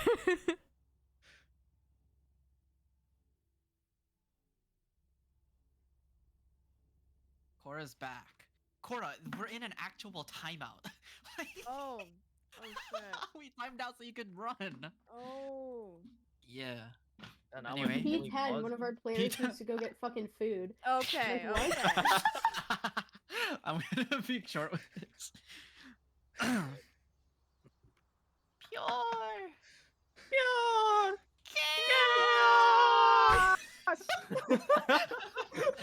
One of us can buy you. Huh? One of us can buy you. No, I'm full. I bought. everybody else is really rich. All right, Kuya, sell that. Smoked Break cross. my dart A. Nice. Dog in. I'm going for another peek. Heard. I'll break the dog. Don't smoke long yet. Smoke after my. Smoke after my shot. Yeah. Guarding Smoke short. cabin. I'll try to break that too. Jet long. Jets. Can I have a Omen side long. smoke, please? Coming out now. Flashing. Default. Default and short. I have 1 bullet. One graffiti. Oh my god. 20. Guys, 1. I got nervous. Oh, I got reload, real babe. nervous. You good, Mo? You got this. Isa pang default, isa pang graffiti. Ay, no! Ano mo? NT. No, I saw the video. NT pre. If I had kept out the gun with 1 bullet in it, when I run it, It's but fine. I fucking My goodness, so much to unpack. That timeout, Zobi. Listen, we've had the pleasure of asking teams a lot about how their timeouts work for them. You know, the mind games that happen with that. But that's next level, honestly. That might be the best timeout. That's Like, yeah, that was so funny too, because we were just talking about QoR, right? And how they're like popping off, and it's like, you know, the question's like, what did they eat for breakfast? Well, we know they're eating delivery food now, mid-game. But also just, again, like, the fact that that timeout kind of stalled the momentum, right? Because now Fury Pie's all on the board. Now they have ults, now they have weapons. And look at this. They have a stack correctly called on the A site, but no aggression behind it, right? We don't have Oz peeking short. They're trying to. They're toying with the idea, but they might miss the timing. Us loves these ideas. Oh, Jessica blasted in the next entry by that operator, but still, Team Fury Pie is gonna have that 3-player push in through a main. You've left your Cypher behind to protect the flank, but how much longer are you gonna be able to do that? We're seeing Asians and Ash give up the site, play for the full 5-player retake against Team Fury Pie, because look at these ultimates though, right? You're gonna have to be careful. You're gonna go in with the dimensional drift, maybe even throw in a gulag match. Yeah, this will be good. Cora been super clean. It's the Omen on the other side. They lose out the duel. And in the meantime, utilize the blades to try and convert. Your pinch toss is still alive, though. 42 HP. Mind games live with the gate crash op in hand versus your counter jet. Oh my gosh, they Oh my gosh! You can't be, you're kidding me right now. You know, nerves of steel to look down the barrel of an operator and be the victor on the other end of it. Team Fury Pie, they're gaining up in the Browns. Asians and Ash struggling to make that connection after this timeout. And I'm just imagining us, right? If they lose this map, right? They lose this match. Asking Cora, was the food worth it? Because right now, that gap is starting to shrink, right? 2 rounds to go. They still have all of these ultimates, right? They utilized 1. The Blade Storms from Yuno there. And we talked about Yuno, right? They had a really nice entry on the pistol, for example. Got shot down after finding the opening kills. They basically multiplied that tenfold to deny the retake from Agents and Ash. And look at it. They were talking about how they were rolling in cash. Well, now they're strapped for it. Your KJ has a Deagle solo C, and they got all their utility. Only a turret and garage. Yeah, the Bank of Valorant not giving out loans right now. Oof, and you're gonna have to back off, right? You've been seen. You don't want to play anything too risky. You don't want to lose your life. Oz, you know a Jet's hiding on the other side of it, but instead of a Jet, it's gonna be an Omen gifted into your hands. Unfortunately, the aim isn't there for the rest of the kills, but that's where your team is gonna pick up the pieces and fight back. Cora, remember when what happened inside of the gulag is not gonna let it come to fruition yet again, but it's still Amsel into stress. On the flank, no one knows. They should know, right? They got to, the right? Yeah, The neural theft came out, right? You have to know the body was on B. Stella was aware, but not able to take the joint duel with their squad. It's just ones, and Cora's gonna win hers, and wow. Okay, that again was a clean side take. Austin, the trigger discipline, nicely placed there. And I talked about how they were strapped for cash. It was kind of a staggered buy, right? Like those that were low couldn't buy, the 2 duelists that were high could. And just again, the funneling, nicely done. I liked how M played their life, waited for Cora, and Cora as well, right? It was really nicely done. And I like that Jessica also, they got the revenge on Oz, right? For that short kill with the op the previous round. But regardless, 5-2, that ball's starting to roll again down the hill. Yeah, and now Oz foregoing the operator in favor of the outlaw, knowing that Fury Pie isn't going to have the shields to protect themselves from the danger that this weapon presents. They're still pushing out those, Zobi, right? This is the beauty of Yor. They've been seen, they've been hit by the recon pole. They do not care. They want someone to peek. They know that someone has to be hiding here, and so they're waiting for these shots. Finally, though, don't want to risk it for too much, knowing that Team Fury Pie still has some fight left in them. Not going to sacrifice your life to make that happen. A quick peek through from Paolo with the shoulder. Finds Amzel in distress there, where QoR is able to land the wallbang headshot. A couple more fights going to be happening here in mid. QoR getting away from the guiding light, flying in their direction. But no life taken away on the side of Asians and Ash just yet. They know that the dog is there. And you know where this guy is hiding out. Dip out! Us, you crazy! You're gonna hip fire with an alpha! See the shorty? Like, at this point, swing with the shotgun. Or catch the Jessica with their utility out. At this point, it's gonna be a rivalry. They're going for the knives. They were going for the silliness while they were paranoid. But Sia spared that defeat. Just shot down in normal fashion. And I'm loving Asians and Ash because they know when to get aggressive. They know when to group up, right? QoR in particular as an individual knows when, but then the team playing around her as well, right? Like, QoR went down solo grass, finds the opening kill onto the Cypher, right? They hold their own, try and take the duel against Jessica and realizes, okay, they're flashed. Austin, I need to help. They get out, swing the garage door, and it works. It just comes together here. And it's like a mastery of an aggressive defense right now. With that pillar of support, that anchor on C site, they can do what they want on the other sides of the map. And speaking of doing what they want, Austin! Oh, what do we got going on here? Say goodbye to your omen. Aus gonna do what they do best, grab that first blood. And not only that, but look at Asians and Ash. Zobi, they have almost that full stack of ultimates online in one ult orb away, and they're gonna get that lockdown. And this team can be a disruptive force of nature, make a hurricane look bad for Team Fury Pie. Asians and Ash, they have so many things going on their side, and even more so with that numbers advantage. Again, that's what the benefit of having Austin get offensive looks like with this squad. I like the redispersal as well, right? It was the heavy stack towards A. Now you've had your initiator and your controller lean towards B. Hopefully they'll catch out the lurking Cypher, who was able to find a kill 2 rounds ago and pop that neural theft. I think the Omen confirmed it with that jiggle here. The deep sea smoke. Killjoy not quite aware as the jump peek fails. Now you're going to hear that utility. Now you're going to call in the troops for support. All right. Oh no, that's QoR down. Yep. Recon Bolt, though, in the back line is also going to see M. Going to be detected by the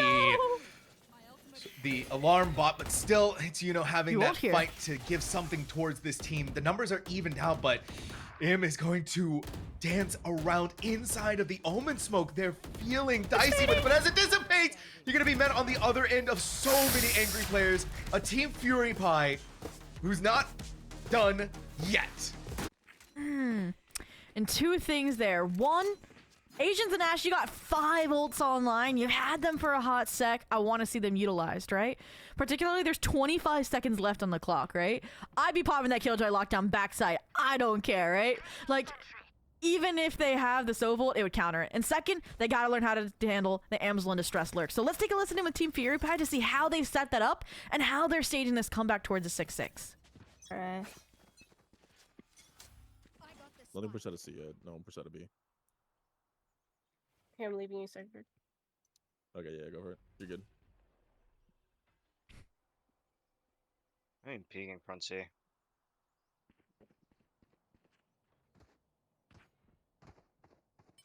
I'm up cubby. Hey, This Oh, works they well. pushed out of A long. Okay, lobby. take this. It was Yoro. He could be somewhere. I was fighting logs. There's KJ turrets in front. 2 backside. Oh, there's 2 here.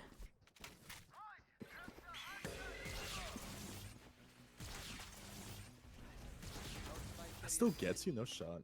Spike down. C. Last player standing. Not ready yet.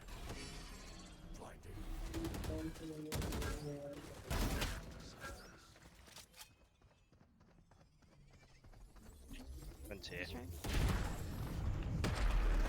Nice try, Sean. Okay. I keep saying 2 things, but again, there's just so much to break down there.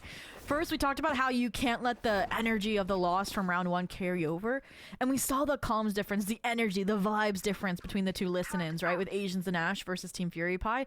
Like, that was eerie silence. And second, just the outplay from Austin, right? Like, you hear that comm, okay? They're pushed out A long. When in reality, they gate crash, and there's 5 ready to flood back into the C site. Talk about dramatic irony. And they fell for it, fighting into the stack, losing out, and now Asians and Ash is guaranteed a lead at the half, Sam. Oh yeah, things are topsy-turvy for Team Fury Pie.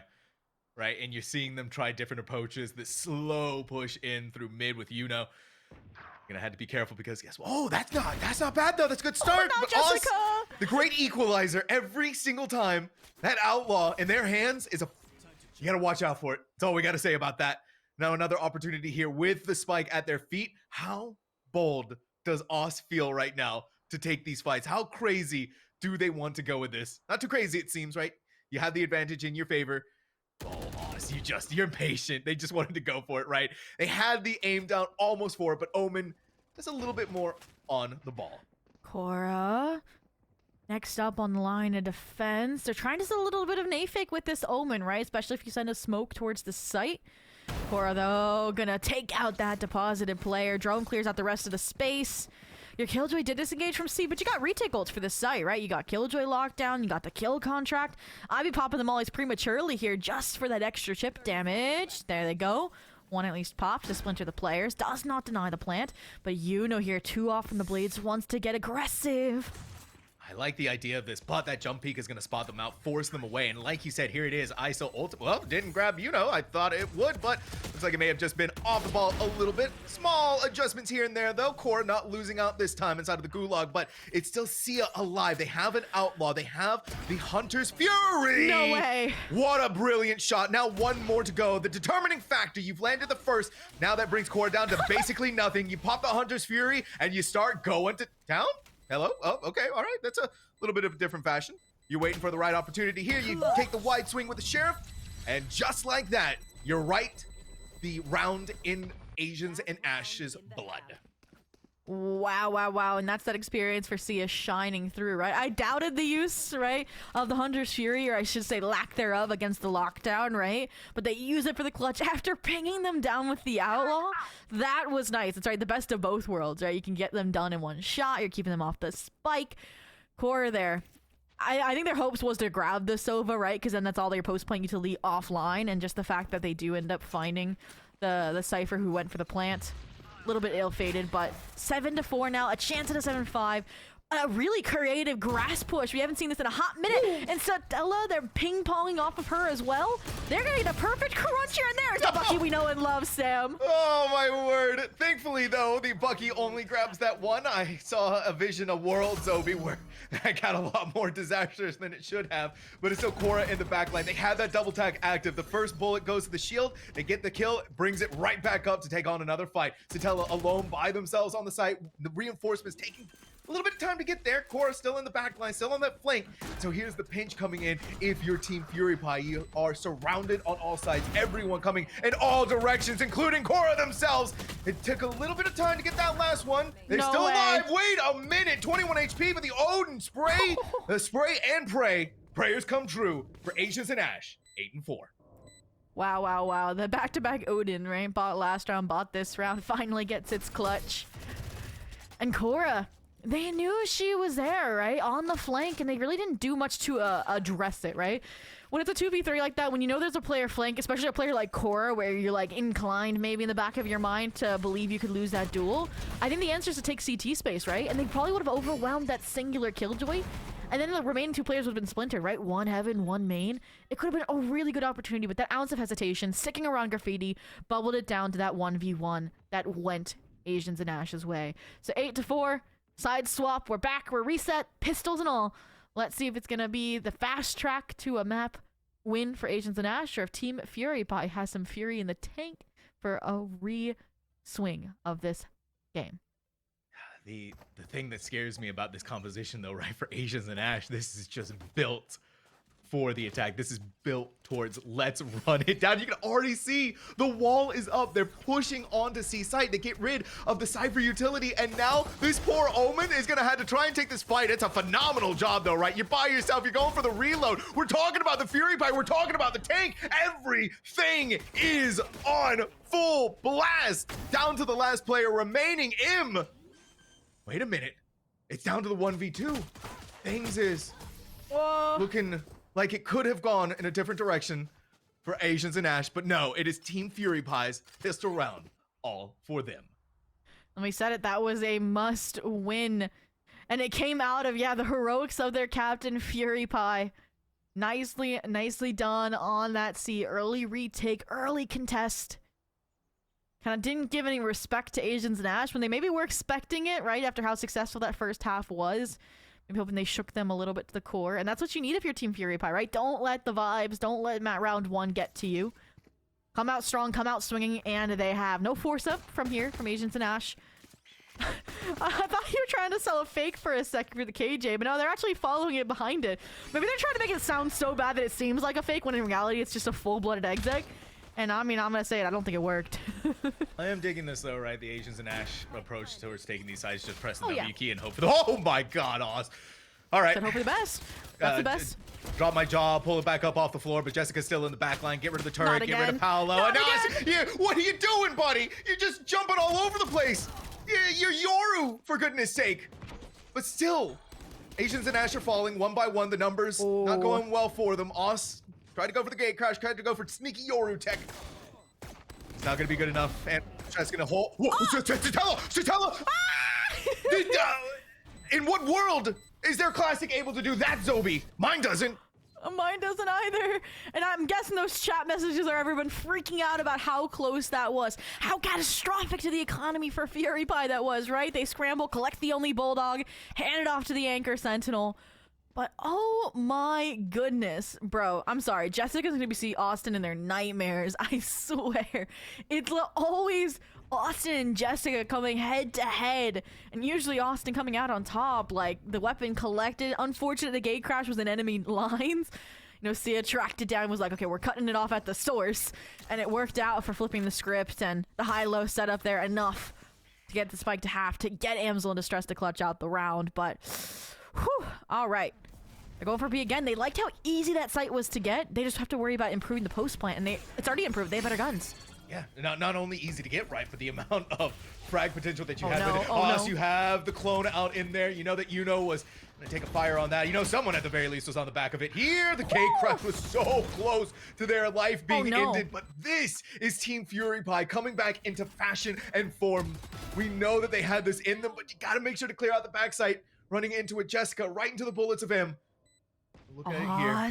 Oz has the jump. They have the timing. They have everything on their side. Down to Sia. And just a Spectre to their name. But M's Phantom, just that little bit scarier. 9 and 6, Asians and Ash.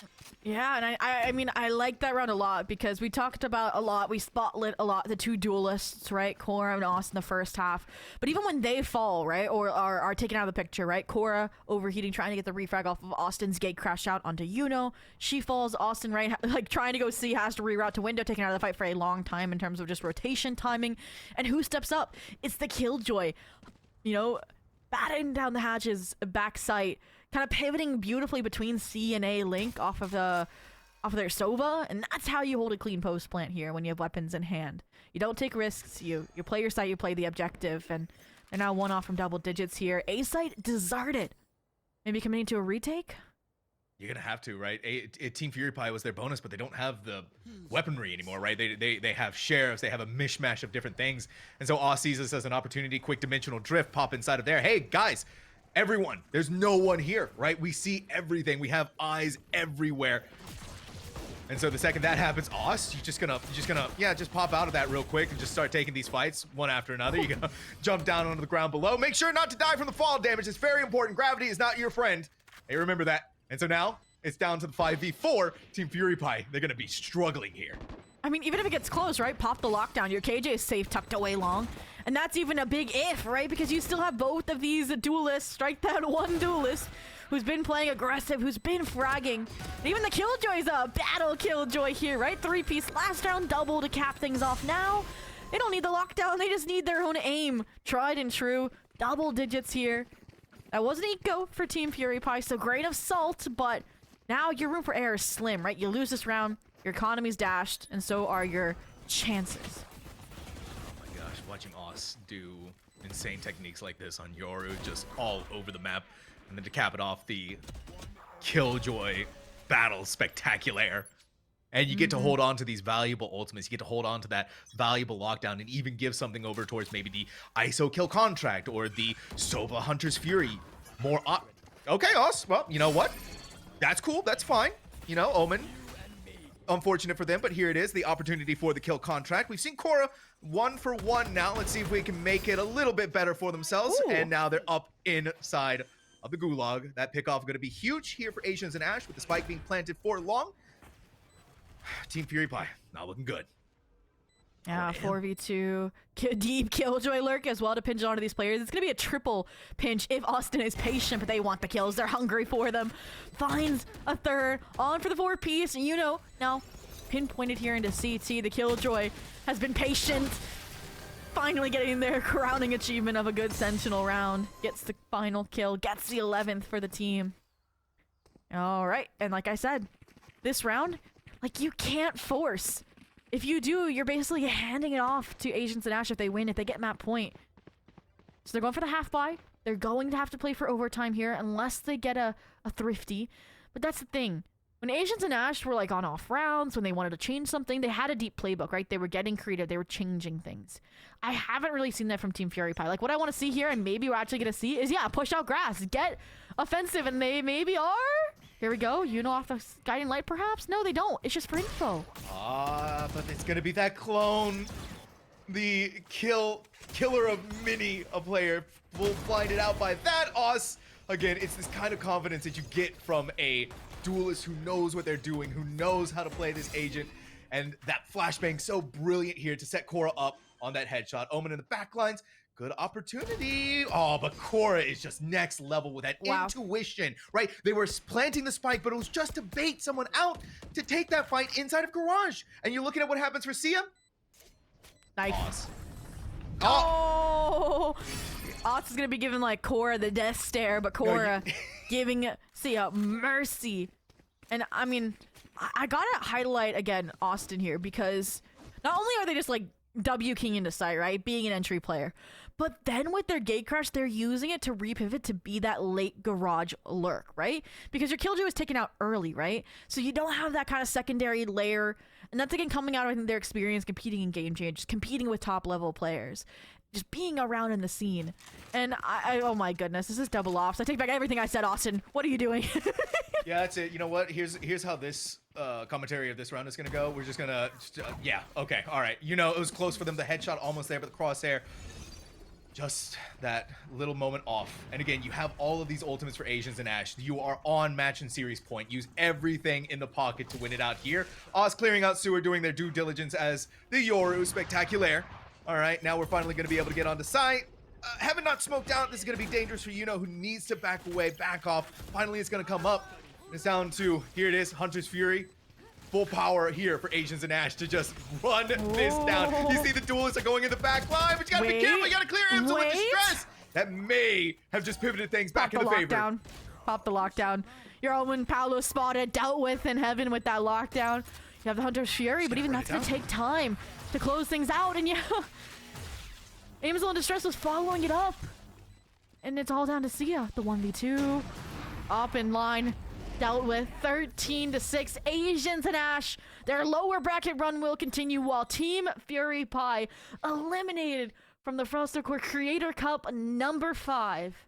It's heartbreaking, Zobi, right? Seeing our first team being eliminated on broadcast here in the QoR Frausto Creator Cup 5. It's always heartbreaking to see that, but there is that silver lining here now for Asians and Ash to be able to continue on throughout the lower bracket. So not all quite doom and gloom, right? It's still sad, but there is still hope here for one of our teams to be able to maybe make it into the qualifiers and maybe even be able to make it into the playoffs. But that was still a really fun match to watch. And I think, you know, you look at the scoreline 13-6 and right, you could say, all right, that was an obvious clear stomp, but I still think, right, we're getting from the Creator Cup, from these creators, some of those flashes of brilliance, and I think we did get a lot of that from Team Fury Pie tonight.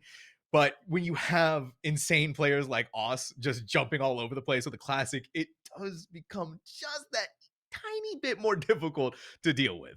Yeah, and unfortunately, we'll have to wait to find out what food QoR was eating because we don't get an interview, Sam. But I mean, what's scary is we saw how dominant that squad was, right, on Haven. And apologies, my camera seems to have been transported to a dimension. But like, what team was more dominant than them, right? Like they got like such a stark loss, right? In their first round. And now this is what they're 394 ACS. Zobi, that's jaw dropping. 3 first kills is impressive for QoR, but we don't get the full stat line, especially for Oz, who had 10 1-0 first bloods in a 19 round game, right? Oh, over half of the first bloods going to one player, going to Yoru. So QoR was the gap that filled in, right, the rest of what's happening throughout the rounds because Oz just W keys it down. And so when you have two duelists who are able to bench press their way through a game like that is impressive. But then you look at him, right? You're getting Killjoy putting in 18 of their own. So it's one of those moments where you're thinking, how did Asians and Ash get down into the lower bracket? And that's what makes the Creator Cup so exciting. This is the kind of players and the kind of gameplay that we're getting out of this event. And even like Seth and Paolo, right? Too positive. When they were asked to perform, they did, right? And unfortunately, our poor friend Zobi is entering into another dimension, not only with their video, but their audio. So we are going to throw it over to a short break to get things set up for our next matchup, our final matchup of the evening. Like Zobi said, though, unfortunately, no interview, but you do not want to miss what's going to be happening here because, again, our final match, a lot on the line for what's going to be happening on Saturday and Sunday. So go ahead, get yourself a snack, get yourself some water, get hydrated, stretch, and hang around because this is going to be some action that you do not want to miss.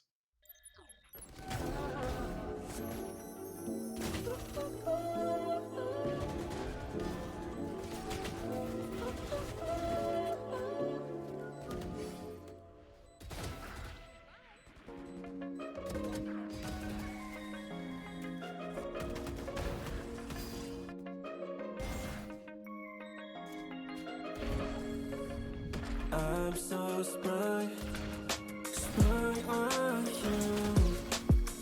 Everything comes right back to you. I'm so lost without your touch. All I want is all your love. Talking to the sky. Tell me why she's the only one I see in my eyes. I can't even lie.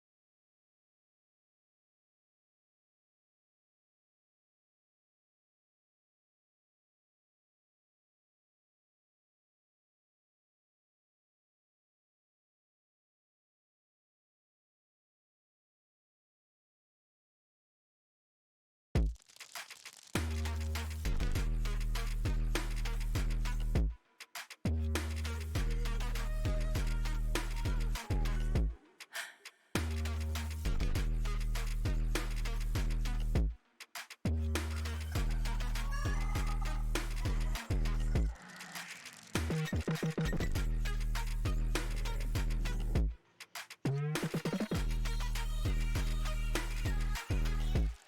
gonna happen? Artificial chlorine with the Bucky taking down two. Playing so separated. Yui has the shot.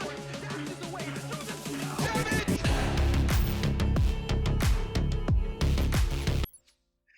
Woo! Welcome back, everyone. It is time for more of the Frausto Creator Cup 5. My name is Sam Tonks. Joining me for the final game of the evening is Zobi. And hey, you know him, you love him, you literally just saw them. Asians and Ash is coming back around for another showing. This time they're going to be going up against, oh boy, I have to say it, Zobi, small PP game. So we're going out here and we're going to go out in style with these two teams. Yeah, I can't be caught. I can't be caught lacking, saying that. But yeah, it's gonna be a really great showing because we just had that question mark of okay, Asians and Ash looked so oppressive on that Haven map for a long period of time, but then they got kind of dropped to the lowers, right? By the original. Actually, this is a rematch by Small Gang, so they're really rematching for this last spot in the playoffs. So. I mean, I hope they learn from map 2 and learn how to combat this team for a second round. I mean, it's you thinking about it, right? You thinking about what has happened tonight. You've just had a banger of a matchup on Haven. And so you're looking and seeing how things are going to go in this final matchup, right? You're in the lower finals. You're wanting to get out of there. You're wanting to move on. You're wanting to get that glory. Reminder, right? You're wanting to be able to win out in this tournament to have that invite to go to the Las Vegas LAN happening sometime later this year. So yeah, you got a lot on your mind. And especially if you're Asians and Ash being taken down, this grudge match, oh my goodness, the script writes itself almost. No, for sure. And the only question that then stands is, what map are we going to? Is it the same as that first kind of match that they faced off up against? So let's go ahead and take a look at our map picks and bans for this last best of one of the day. And Sam, we were on the edge of our seat as this got filled in, right? We're like, oh my goodness, an early Haven ban. Oh my goodness, an early Bind ban. And lo and behold, we get what we were wishing for from the get-go, Sam. We're going to Fracture. I personally did not think we were going to see this tonight, especially in a best of one, right? But Fracture is back. It's so beautiful to see it in the map pool, and it's even more beautiful to see it here on broadcast. And so, what have our teams been cooking up, right? We got the double duelists from Haven out of Asians and Ash. I wouldn't be surprised, right, if we get it again here on Fracture. Possibility, right? Maybe, maybe not. We could see the appearance of Teho yet again from the ether from beyond here for Fracture. And I'm excited to see just the creativity that we're going to be getting from our creators in this final match, in this final showing, and here on day one. And I did dive into the archives, Sam, and that loss in the first round was not on Fracture. It was on Lotus, and it was an 8-13 loss to this squad. And I'm also seeing a thread of consistencies in the names as well for this squad. I'm seeing like the acronym SPPG, which I think stands for their team name. So they've committed to the bid, okay? Like when you get in the lobby, you're going to see it literally in their riot IDs. But this squad is going to be Blood, Fang, Kroto, not Chopsticks and Yams. And Sam, I was asking... I'm sorry, that was a beautiful rhyme. I was asking, if you're not Chopsticks, what are you? A fork? Yeah, I think that's what we settled on. You're just you're a fork. Ask. Yeah, we'll had to ask. But you know what we don't have to ask about, Zobi? One of the amazing companies that are helping to put this on, ASUS, the Republic of Gamers brand more specifically.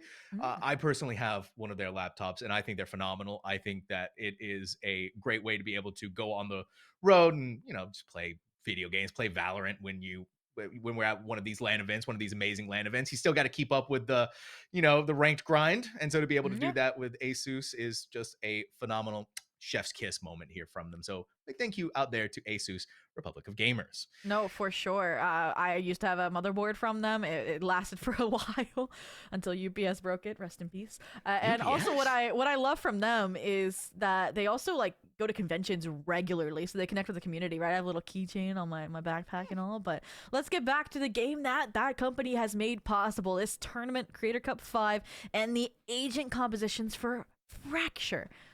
This is spicy. Wow, aggression from both sides, right? The double duelist making a reprise from Asians and Ash. A little bit different of a flavor, right? We get that neon we wanted. We actually have PTSD from this map, if I'm not mistaken, Sam. Like, yes. Of the neon. I think you were on their team and I was against them. I don't remember, but regardless, jumping into it, I think the more creative comp here in my mind is this Yoru Sage. Like, I like the idea of the quick rotates, but the Sage and how much map control and information starving you're gonna have, how do you leverage that? That's gonna be the name of the game for Small Gang. Asians and Ash, though, also going in a different direction, right? With the double duelist, but you still have KJ, right? You still have the turrets, you still have the alarm bot, you still have swarm grenades to help push the offenders off of the site or to be able to play for that post plant. Something else interesting of note, Tejo. On both sides, on both of the teams. Small map really lends itself well to the playstyle of Tejo. But I like Small Gang's pairing of it with the Breach. I still think Breach is an absolute necessity when it comes to Fracture. So we'll see how that goes. But it is a 3-2 split, 3 in arcade depositing themselves here. And you have no idea where you're looking, right? You're stuck up in tower. You by yourself, get away from come in and help you out, but you're getting run down by Yams. It was a good effort, right? You managed to land the right click. 16 HP they're down to, but it's a Sage is able to bring them back up to full. Asians and Ash, they're going to throw out. They're going to try and bring comeuppance to Small PP Gang. Oh, and yeah, that was the nasty right click landed onto Yams, but again, Sage Hill comes in clutch. Yams still alive to help play this denial. When you don't have smokes, what do? You drop some missiles, make them respect that space. But speaking of respect, this Yoru, Fang was trying to make a name for themselves. They flew too close to the sun. The Jet flies out after finding the kill as well. They have a lot more to get done. The 2v3, Cora has 3 looking for the 4th. Oh. Right, you're 34 HP, you're running them down with a knife, but Cora's 4K is going to give Asians and Ash a brilliant start off to the map of Fracture against Small Gang, especially with how strong-armed they had going onto the site in the first place, Zobi. No, for sure. Wow. Okay, yeah. So, I mean, I think that was the plan, right? From the side of Asians and Ash, right? Was, okay, place the Killjoy solo. If they get one, great. If they fall, we have a 4v5 retake. We have the trust in our double duelists. And I like how they utilized Austin as well, right? That kind of, like, fast clearance of arcade, of tower. And it's, again, that placing that trust of Cora. And Cora, okay, outlaw in hand. Unfortunately, peeking towards the wrong side.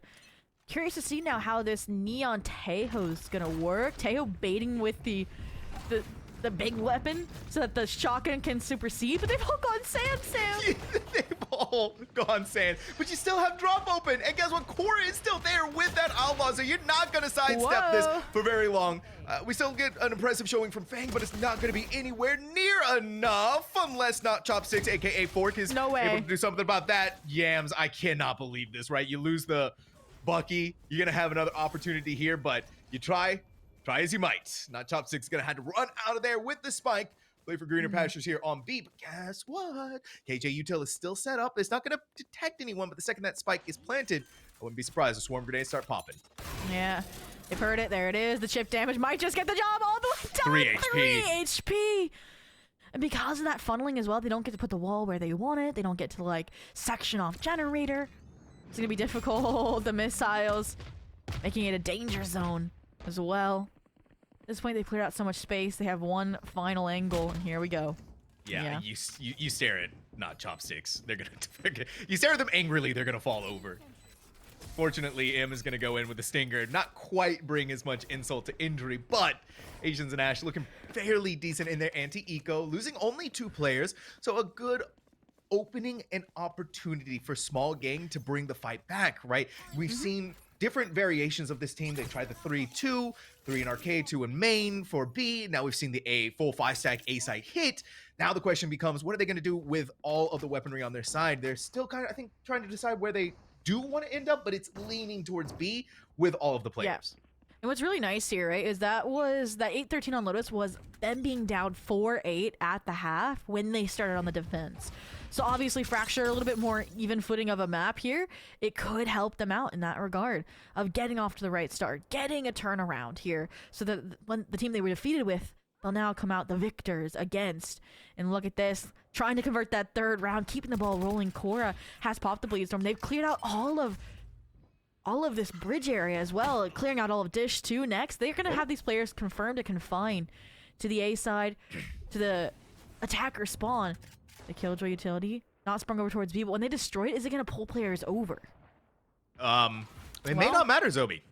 If Oz is going to land a headshot like that. Here's the thing though, right? The spike is still on A site, but we haven't quite had that rotation come in from Asians and Ash just yet. They're still waiting. They're still being very patient. And the fact that we're seeing a Blaze Storm from QoR on the third round, on their bonus round, is massive, right? You have so much to be able to work against Small Gang here on that end. You're just waiting for the spike to be planted and figuring out where they're going to be. Finally, it's going to go down. They're kind of in an awkward position, but it's still all of Small Gang, at least the players that are alive here, to take the fight against the 4 of Asians and Ash. Yeah, that was the difficulty, right? You lost your Teo, you have no breach. There was nothing to deny this plant, so you respect it, you confirm it, then you play the retake against it here. With the better, with non-optimal weapons, QoR has to lead the charge, and they have. Austin as well, the Vandal collected from that kill over towards the opposite side. It's all down to the Sage and Paolo. 2 kills on the round. And Sam, when I was robotic, the one thing I wanted to highlight was that Paolo and Stella, they didn't get the KDA they deserved, but they were always delivering when the opportunity asked, when the opportunity arose. And with Paolo on this Clove, this aggressive controller, they definitely are already at the gate. I want to say they're the top frag next to QoR right now, in fact. Right, you calmly pick up the weapon, you get your frag, hey, great, all great on the breach. You go up and pick their weapon, you're being sprayed down by the Sage. Just calmly pick up the weapon, take your fights, no worries whatsoever. And that's the kind of level, that's the kind of nerves of steel that you need to have, not only as a creator, right, but a player inside of Valorant. Operator? Oh my gosh, QoR. Make it sing. And there's nobody drops still. Poor QoR, never in the right place. Austin's about to find out that they are all 5 players. Austin, you better have a slide, but you're stunned. That's a gun down. Don't know how the economy looked, but it looks like everyone had one regardless. It's just going to be a tirade onto A. Figure out how you can improve the post plant, but again, oh, that cologne just saved the lives of this squad. Only temporary. Stella's there. Double kill. Unbelievable. The utility. Bench pressing it. Satella. Making it look so easy. A 3K. The Killjoy never left. You just got to go, but this is also what we love to see from Asian and Ash. They are so confident in taking these fights. Until that spike is planted, this KJ just doesn't leave. You don't need to. You don't have a reason to until they finally get on the site. And then once they do, alarm bot's going to catch them. Swarm grenades go off. It gives enough time for the team to rotate. Wow, I never thought I would see the Odin op combo on Fracture and not Ascent. My nightmares are haunting me, and speaking of nightmares, they're gonna see M and Odin tonight. The 2-piece, again, that anchorage of this Sentinel deals the final blow. 4-0 here. A starkly different start than what they had the last time they went up against this team. We talked about confidence. It is huge here for getting the ball rolling, and every player is delivering, right? Austin, the kill, the flank, the pinch with that hero rifle on the eco round. QoR with the blades, with the op, and with the anchoring. Paolo, we saw the insane sands control. And Stella there with that replay. How do you shut this down, Sam? I know, right? You would think that Asians and Ash would be in a horrible position not having that breach, not having that fault line, not having the aftershot to clear out through angles, but they're doing just fine without it. And again, you're seeing a lot of those opportunities spring forth. Patient as ever, though. They're not moving. They're not going to give this up. All of this action happening, by the way, on B main, and then they slide up right into the Odin, a new god of the battlefield. Their name, M. They had their utility out too, right? There was no semblance of a challenge. And now, I like what Fang's going for. I like that they're trying to bait the players that might overpeak, that are getting overzealous with these KDAs. And Fang almost gets that opportunity, but Paolo is locked in. Paolo is clean for the flawless. And this is just further solidifying the evidence we saw, this being a well-rounded squad over on Haven. Sam, 5-0. They said we got to get on broadcast and then we lock in, apparently. I just wonder what's going on through those comms, right? Oh. I can't wait until we get a listen in for that one on Asians and Ash, but still, if you're small gang, you have the silver lining now, right? You got the Yoro ultimate, you can dimensional drift on the site, you have your Armageddon, and of course you have the Sage revive. So a couple of options to fight onto the site. The only thing that scares me though is this Tejo is by themselves going into the fight on Arcade. You know that M has been inside of tower, and if Fang is smart, right? You're gonna go up there, you're gonna pop the dimensional drift. This gives an opportunity for the fast flank here, the fast push in through that, but guess what's happening on your own flank, right? You see, oh my gosh, it was a nanosecond for us to land that shot with the operator, but land it they do, and now they try to need to make it happen again, but you're W keying on the site. You gotta be very aware of what's going on. Wow. And Fang trying to put a performance like that of Austin over on Haven. The 2v2, they shut down Paolo, but you cannot shut down Cora. Armageddon popped. Just to solidify this defuse, right? To force the hand of Koruto. And it works. 6-0 for Asians and Ash.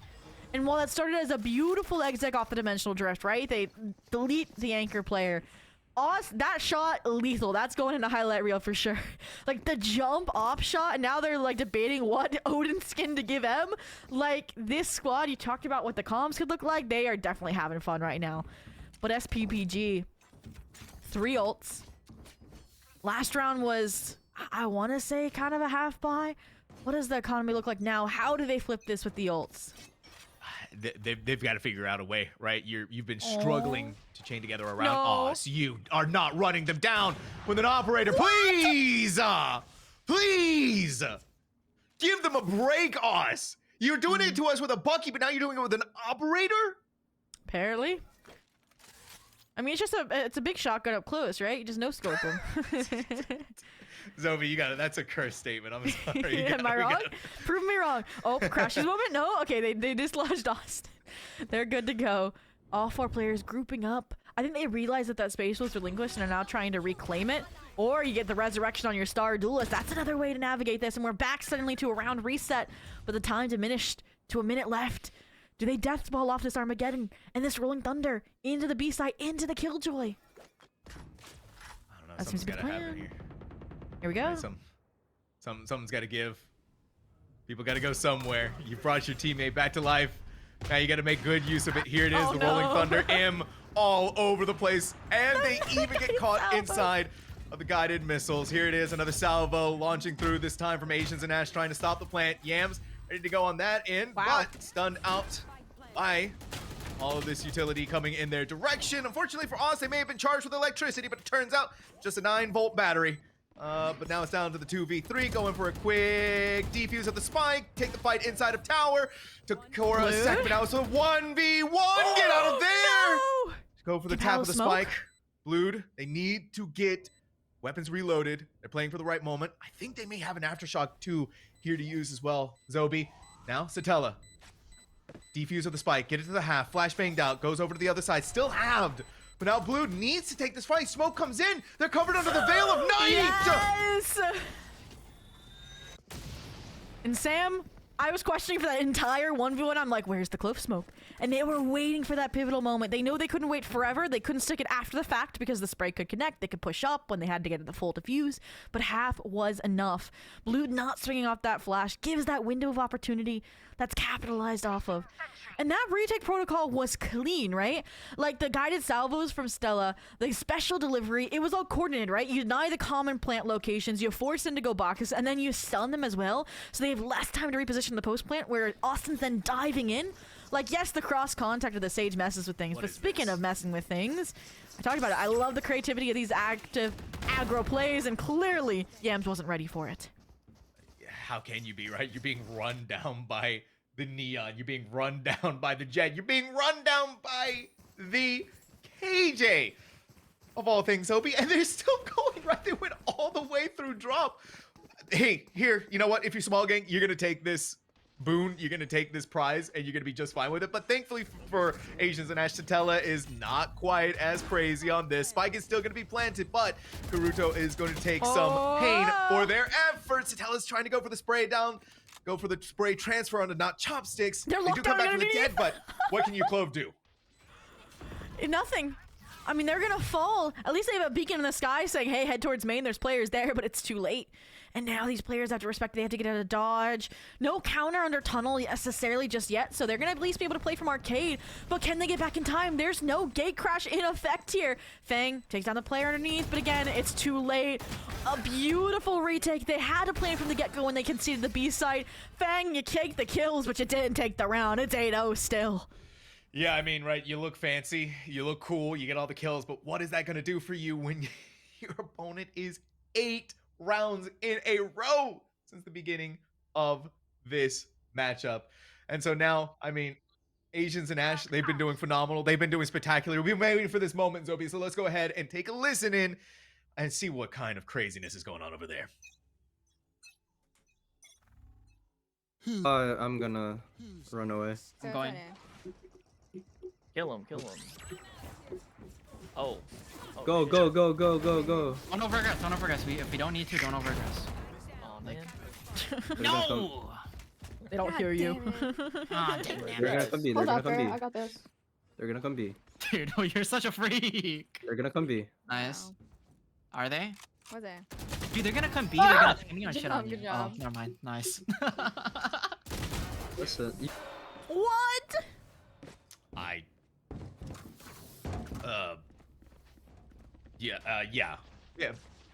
Pick your jaw up off the floor, Zobi. How Paolo landed that shot. Go, what?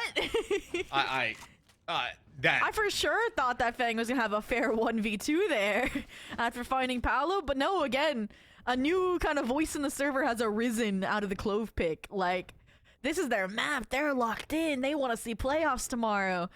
And I mean, the fact that in all of this, I think that what surprised me most from that listening is that Austin was the voice of reason. Do not overheat, and they still accidentally do. Like, don't overheat while Oz is running gosh. down with a relay bolt on all of Small Gang while a dimensional it was core. drift is It was happening. core. Yeah. yeah, right. You know what? You just got to style on them. Paolo, though, pushed back by the guided salvo, needs to play for a little bit safety, give up the tower control. But no one's going to take it away from them. And in fact, no one's going to smoke this either. So if Paolo takes that swing, Fang's going to have to be ready for the fight and the revenge matchup. Paolo! It's a headshot, but it's through a wall bank, so they're still alive. But they are knocking at death's door. Meanwhile, the flank from behind, you got to keep an eye on this here, right? You got Oz running you down. Are you ready, though, for QoR here as well? Hearing the reload, it's easy pickups like that. Down to the final player. Oh, Luke, no. you are having to make the world on your shoulders work. But unfortunately, crushed by it. Asians and Ash, if there was ever a way to go into the 10th round, I think 10-0 Zobi is definitely the way to do it. Feels so bad for Blued, right? That's the second clutch that slipped away. And they were so explosive, right, to open up those opportunities for themselves, but... All right, here we go. Round 11.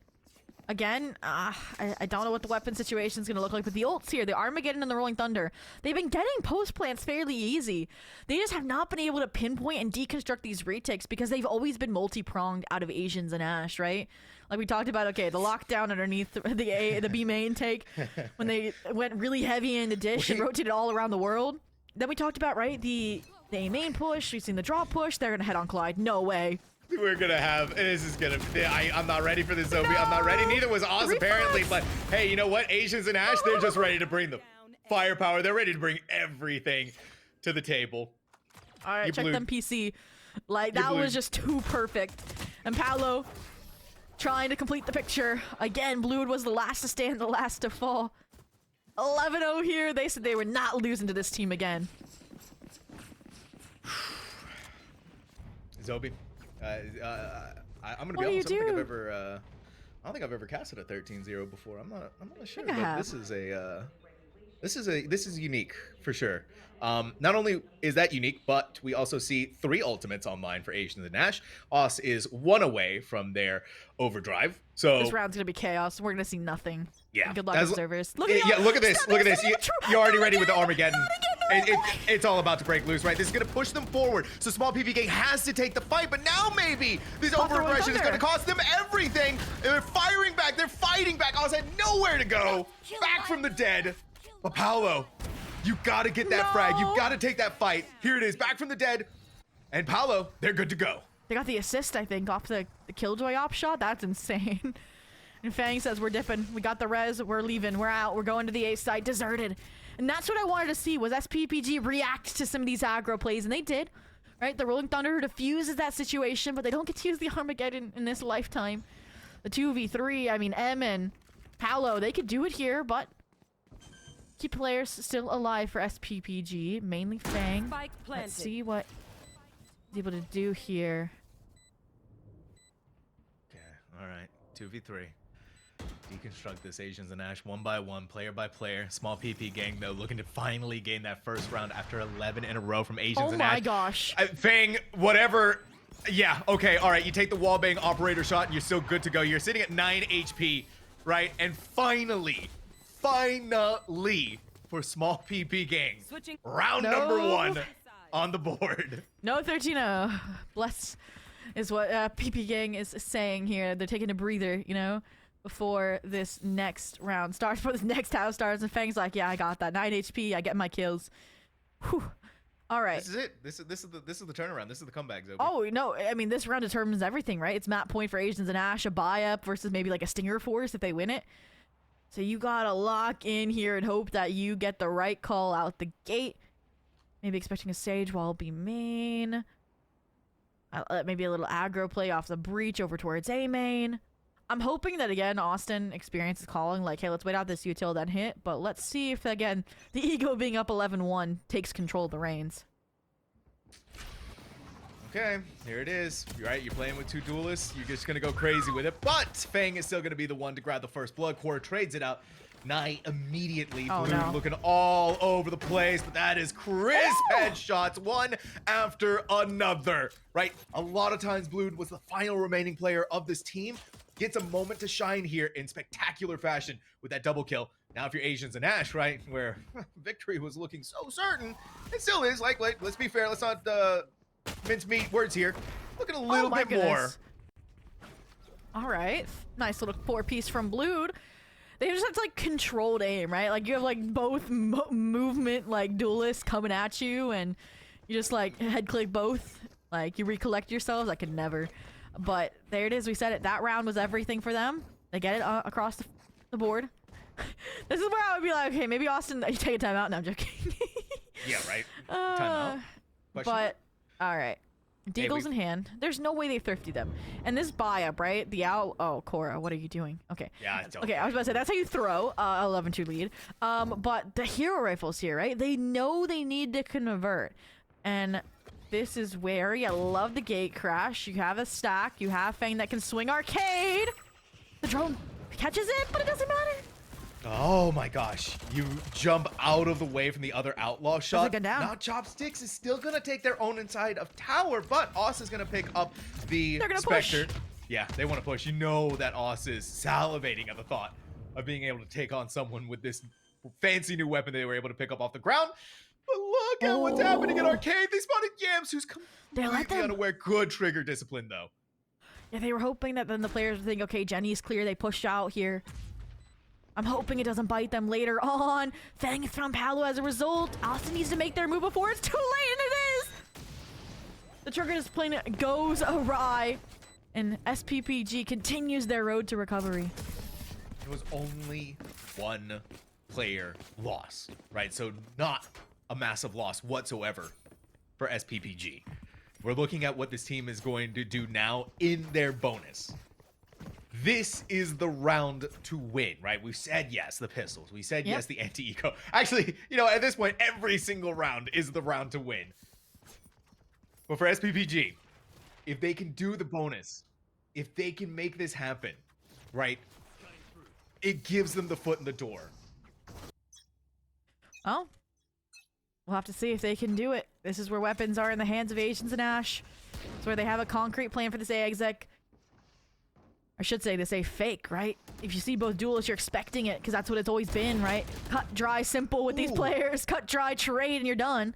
But look at this. They've given up B. They've fallen for the ruse. Blued, of course, you're the player that doubles back. The guided salvo's too early. A clue in that this isn't what it seems. The group up, the exec, maybe coming in too late here. All right. Spike's finally going to be planted for it. Inside a tunnel. It's going to meet their end. Wow. This is mechanical. This is precise. And I think SPPG, Zobi, they just wanted to give us some... Listen, these content creators at heart, right? They wanted to give us the content of an 11-1 comeback. I mean, after last round, right? Now we're on the loud Fnatic track, right? Oh, and here we go.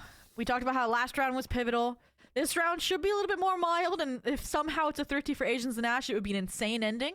So let's take a listen with SPPG to see how they're going to continue this time. Throw the wall. I see nothing B right now. They have a lot of presence, A main. A lot of presence. Just keep watching Dish. Could be out. Out on site, Neon. He's stuck there. He has a shotgun. Oh shit. Has a Bucky. How's it go now? Yeah, he has a gun. You think you can out Bucky Austin? I'm voting left. Yeah, I'm voting left. It's Planning. You have E, James? Blue. No, 20. Okay, I'm ulting. Never mind. Watching main. He's on Backside. Nice. Nice. Let me get. Get the bomb. Listening's ahead is crazy.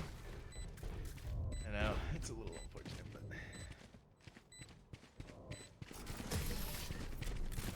but... hey, good round, Zobi, right? Very, very important with each and every single trail that SPPG is blazing for themselves. The comms, in my opinion, are immaculate. And I was thinking of it. I'm like, Austin, I think you might need to change the pace, right? You guys might need to slow down. I know that might be a foreign concept with this composition. But again, something's not working. You've lost, 4 in a row here. And it all started with this pistol round. Oh my god, that's actually first half, I should be saying. That they set themselves up right for that 11-1. And ever since then, right, it's just been like, we talked about how they couldn't really respond and react around the aggression on the defensive half, but they're doing it on the attack like perfectly, and that's like, it's like confounding almost. Yeah, it's almost a wonder what's going on here, right? And especially when you listen into the comms of SPBG, they seem they're very in tune with how they want to take these fights, right? The wall comes up, you have, and I think a lot of it too could be lended well to the factor that having a breach on this map is so pivotal, right? The fault lines to slow down the neon, the aftershocks to delay plans, and we even heard tale of ringing, right? We're gonna use the rolling thunder, but decided not to at the very last second. So now they get to hold on to this, but this team coalescing back together on their defensive half has really given Asians and Ash so much difficulty, right? Especially, like I said, you want to go fast. You want to go, you want that tempo on your side with the Neon and Jet, but they can't have that because a composition like SPBG is stopping you every single time.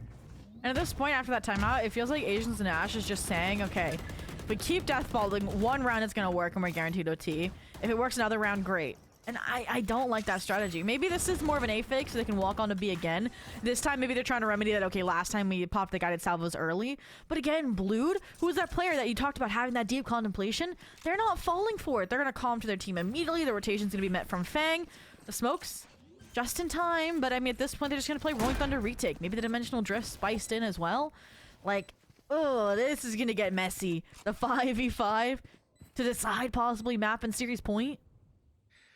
Yeah, if you're anything right now, you're using every piece of the toolkit for SPPG, and that dimensional drift is going to be popped. You're looking for every single player. You're looking for every ounce of something going on here. Though Asians and Ash, knowing that Rolling Thunder is there, is going to be playing off-site, right? So you're only going to catch the Neon, who's jumping out like a hero from tower, and he even beats the operator. But the same cannot be said for the rest of their team. Asians and Ash still struggling to make the connections. But connect, they are. Asian and Ash finally able to cross into match and series point. Okay, so that timeout clearly was discussing how to better sell the A fake. And then he also discussed, okay, how do we counter those ults that SPPG had? And I really liked the setup. I also liked how M this time got the revenge, didn't get, you know, shotgunned by Fang out of a dimensional drift when playing tower. So all that was improvements here that resulted in this map and this series point. Said it was a 13-8 victory for SPPG last time these two teams faced in round 1. Now M carries the operator, a trophy from Fang's death. They have 3 ults here. They have a site take and they have a post plant, like, option here. So they're just gonna go for the tried and true, the direct A, and see what happens. Hearing all around you, Paolo. noises, not chopsticks. Can't win the fight against Paolo.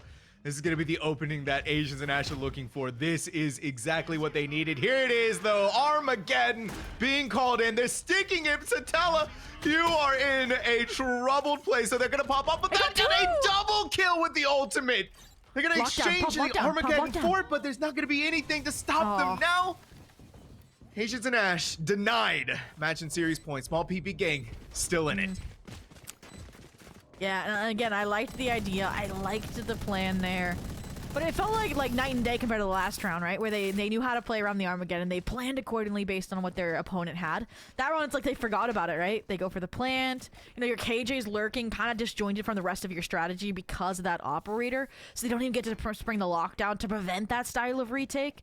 Maybe they were scared the Armageddon would destroy it. I haven't actually tested that out. I know the salvos can, but... And, I mean, separate from that, look at the economy, right? They're gonna take the dive here, hope it sticks. If not, we're probably looking at an 8-12 before they get another chance. I know Oz doesn't want to be known as the team, right? They got 11, they had an 11-1 lead. And then, yeah. Oh my god. Blew an 11-1 lead. That's yes, that's gonna stick with you forever. So Oz, tried and true, right? You got the Bucky in hand, you got all of your dashes, but you have been slowed down by the spider drone suppression. Brilliant shots from Fang. That's going to slow down small PP game massively, and that's a big thing to say here, especially for us on the other end of this Neon. Wow. But you just get off site, right? You respect it, and you let them get so onto safe. it and play for the retake. That was beautiful, and they were waiting for this exact moment. Austin let the overdrive rip. It's gone. It's done. It's dusted. Paolo investing the ult as well for a 3v5. This it's all down is... to M again. And there's no way they don't challenge this. Yeah, there's no way, right? You only have a sheriff to your name. And that lockdown is not going to be anywhere near enough to scare away SPPG. And now we're starting to get a strange sense of deja vu here because these rounds are starting to end in very similar fashion. Spike in the same place. And SPPG are showing up and showing out. And they are wanting to win. I mean, okay. Hear me out, though. It wasn't 11-1, but it also was an 8-4 half, right? Like... And actually, I gotta say this, it wasn't even just an 8-4 half on Lotus, but it was at one point, like, it was 12, like, to 4. And, like, Austin's team, Milk Tea Boards, went on a run, right? To get to that 13-8. So it may be a faux comeback here, and we're gonna see another, 13-8. But we'll have to see, because, again, these plans are getting countered head on. Yams this time, though, you can't escape the Bucky a second time. All right, Yams falls, and so now Asians and Ash... That's one less problem for them to deal with, but the issue is they just can't win out on the rest of these fights against players like Fang, who's been looking so good, but now it's a 3v2. Naruto in the back line with the operator, 2v2. They still need to get onto site. Paolo seeing no other option. You got to put it on here. You got to take your chances as best you can. At that point, I would have gone spawn to B. I mean, I don't think they spotted the second player. I don't know if they know that Blued is accompanied by Kuroda here. Austin still in the wind, right? They know Paolo got the plant. They don't realize Austin played through the open door, but now the reposition called. Paolo's such low HP. This aftershock could get the job done. They're taking the crossfire with us. It's just a Spectre. They swing in, but Kuroda lands the shot with the sheriff, and I'm floored. I'm flummoxed. The words not coming out of my mouth because SPPG, what looked like disaster, is now a smile on their face. It is 12-8. Asians and Ash just cannot get the finish line done. Let's pop your second timeout. Come on, let's go. Yeah, let's pop the timeout. Let's get the listening. I said it, right? 12-8 was the time where we were going to get that next buy up, right? Like, that was an eco round. Like, tried and true, right? Okay, that's scary. Double op. We'll talk about that later. Like, the Bucky kill basically funneled a gun into QoR, but QoR gets dropped in that whole, like, gun shuffle debacle. And I think, like, now that they have weapons in hands, this is the round, right? you don't have too impactful of ultimates on SPPG. No, you know, Armageddon or Rolling Thunder. So, change up here. Look at the heavy drop pressure. They hoped that Asian Smash would do the same thing. It's not though. Slow. Steady pace. Ooh, that's good first blood, but SPPG's been in these situations a lot, right? You lose one player, and you've got 3 yes, they know. ultimates still to go. And with, here it is, the dimensional drift, figure out exactly where everyone is hiding, what's going on here. It's back and forth, the numbers falling over against them. Come What out of the happened? dimensional drift. Paolo back turned, Spake fallen, one more to go, and finally for Asians and Ash, 13-8, they have reclaimed their victory and beaten the team that sent them here in the first place. And 2 things, Sam. One, like, I don't know how I'm psychic. I called the 13-8. Listen, history repeats itself in different Anyway, ways. Right? yeah. But also, like, that was going so well in so many ways off that dimensional drift, right? Like, they spot us scale into spawn, right? So you know that that trap play's gone. You find Cora Tower, you guide the op shot from your teammate into it. And then somehow just like they let that aggression into spawn slip through and develop into suddenly Fang, who was opening up the round for the team, is the last one in a 1v3. And I don't want to say it to him down to the double operator, but I think that definitely played a factor. Because then when they were up close and personal with weapons, they like couldn't do anything. And unfortunately, that does mean that SPPG falls eliminated. No chance at the prize pool and that ticket to the LAN in Vegas later this year. Well, Asians and Ash are our second team to qualify out of this group. But don't want to finish talking about that game because, again, it felt like... whew. I'm going to look back at the Lotus stats, but like between Haven and this map, like Asians and Asians and Ash, like was so different. Yeah, I mean, right, we had an 11-1 half, and we somehow got to 13-8 scoreline. So you look at what happened, and you're like, you scratch your head for the moment, right? If you're watching the VOD, you're going all the way through, and then you get to that second half, and you're like, what's going on here? And I think the stat line is definitely, the stats page is a very good way for us to figure out what was going on. Fang putting in a masterclass performance, 7 first bloods, 359 ACS, 24 frags. This Yoru was doing everything they could to keep this team in the game, and then they're followed up shortly by Blue, 24 and 13 themselves for the breach. Yeah, and I mean that just shows, right? It was like Fang go kill or the round was dusted, and I mean Blue, like we said, they were that clutch kind of demon placed in that position multiple times, and obviously that 4K and the pistol came in clutch for setting them up for that early half success for that comeback run.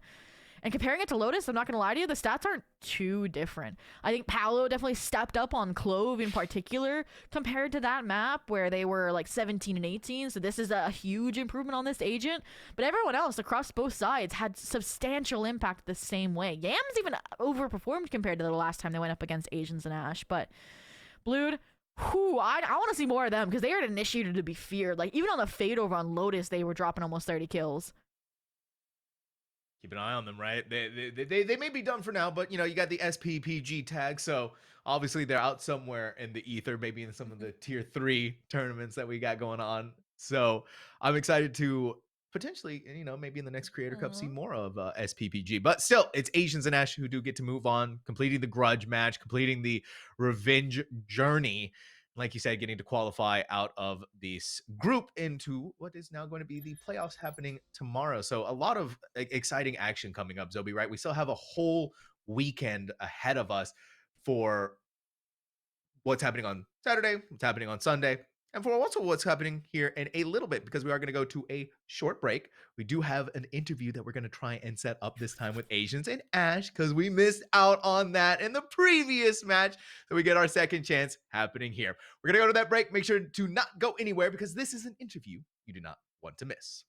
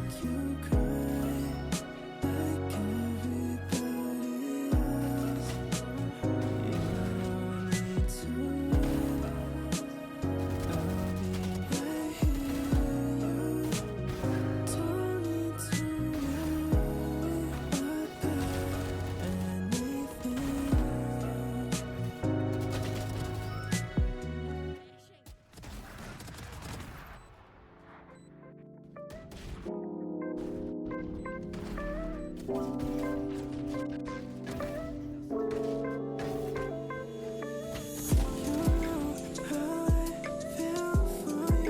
happen? Artificial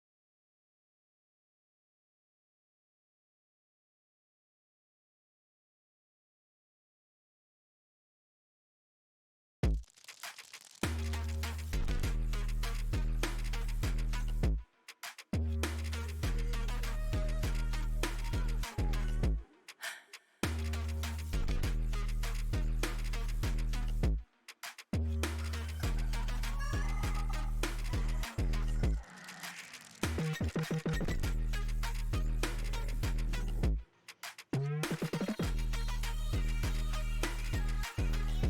What's gonna happen? Artificial chlorine with I hate to say it. I got bad news. What? Asians and Ash, they dodged us. They I guess they were too good for an interview. No, I have the answer. Oh, you do? Remember that timeout from Haven? Yeah. Cora got Taco Bell delivered, so they dodged us to eat their food. How could they? And they didn't give us any. That Baja Blast. We need to talk about sponsorship. Anyways, not hashtag not sponsored. Hashtag not sponsored. But yeah, unfortunately, we weren't able to grab a interview with Asians and Ash. Very unfortunate. I was highly looking forward to that after we didn't get that chance on Haven. But you know what, Zobi? It's a long weekend. We may have an opportunity to see them again, and we may have an opportunity to be able to interview them again. So until then, I would like to take a look at the bracket, however, and see how things have been unfolding and seeing which teams that we're going to be seeing tomorrow. Yeah, we've cut down the pool from 16 to our top 8, where I believe we move on to single elim best of 3s. And here we go. We got Creators NXT Door. I'm thinking that's like a play on like the Kids Next Door, like animation. I used to watch that as a kid. We got Team Patua. We got Retired YNS, One Cell, Chrome's Crash Out, Silly Squad. I hate it because it's on like 2 lines. That's what makes it so hard. Yep. Billy, Bob's, Blabbered Boldly, and Asians and Ash. Now, are there any that surprise you and don't surprise you in this lineup? I don't think I'm surprised that we're seeing Chrome's Crash Outs here, right? We saw them play at the very beginning of the evening, our very first matchup, and yeah, we're very glad to see them back over here. As for the rest of them, you know what? I'm just gonna say it because I don't like saying their name. Billy Bob's Blabbler Boldly. It's a mouthful, Zobi. Bro, they're gonna probably put that one. I would say, okay. The good thing is, guys, they're up against Asians and Ash. There's no way we stream it tomorrow first. Yeah, wink. Wink, wink. There's no way we stream them for a 3rd time. But I mean, I'm not too surprised. Sadio's kind of cracked, so I know she also just got partnered, I believe, on Twitch. So shout out there. They're carrying that buff into the creator tournament. You know, I think One Cell is that team that I said that I was like thinking was gonna make a deep run. I think that's the team with Temet on it. So again, a team definitely to fear for sure. And then the one I'm surprised that's not here is actually Mina and Poppy stands, because that's the one that had Son of Car on it, which like that's like was the breakout player of tier 2. It felt like last year, like came out of nowhere, no one was expecting it, and the fact that they got cut this early shows that again it's a team effort. It's not just top heavy carries you through the Creator Cup. No, absolutely. And the proof's right here in front of us with our 8 teams that get to look forward to having an exciting day of action tomorrow on broadcast, Zobi, as they fight viciously to get into the grand finals for the QoR Frausto Creator Cup 5 LAN event happening in Vegas. It's something to eagerly look forward to if you're all of these teams. And of course, you know, a nice, decent chunk of a prize pool, a $1,000 prize pool. So a lot to look forward to tomorrow, Zobi, and a lot to look forward to for the rest of the weekend as well. But we do have a couple of people that we want to thank for bringing us on. Oh, yes, we do. I believe we have our a little credits. Unless it's an end show graphic, who knows? But yeah, there it is. Everybody on camera, me and Sam, and everyone behind the scenes from a broadcast and an organization perspective. You know, we got Heejin on the graphics, and we got Frausto, our organizer, and we got our production team of Chippy. Got our replays from Rare Adam, and also the broadcast engineer helped build the package, and our 2 observers, Free Cam and our POV. So if you've missed any kills, you know who to blame. No, I'm joking. Wow. It's Okay. a joke, you know. Neither of them are Prius. We're fine. They're still getting sprays, even on the Creator Cup. But regardless, they are all amazing. It's been an honor to work with them today, and I think most of us are back tomorrow as well. Oh yes, we If are. not And all it's of us. definitely, yeah, it's definitely something to look forward to because you get to hang out with all of us for another long afternoon where I believe we're doing 2 best of 3 series. So we're finally stepping out of the BO1 Zobies. We're into the BO3 world, and that means more opportunities to see more maps. Although we actually did get a really good spread of maps. We got Bind, Haven, and Fracture. So I would say that's a I big wasn't win for disappointed us at here. all. Now, yeah, we got a big win for here for the best of ones. However, it is time to go ahead and close things out. So if you haven't already done so, make sure to hit that follow button. And we do also want to say a big thank you to QoR and to Asus, who are phenomenal for making this possible, especially to QoR, right? A lot of different things that they have going on in their organization. Obviously, a big org in the tier 2 scene for Valorant as well. You know, go make sure to give them support. Go follow them over on Twitter at QoR Gaming. They also have merch available for them. There's a website available to that, QoRGaming.com/shop. There's also a podcast, the QoR Cast. You can find it on Spotify, Apple, and YouTube. And then, of course, the LAN event, Zobi. That is very big and something that we get to look forward to. But a big thank you to you as well, Zobi, for coming out here and you know, hanging out, casting some fun video games, some fun Valorant games, and we hope to see all of you tomorrow.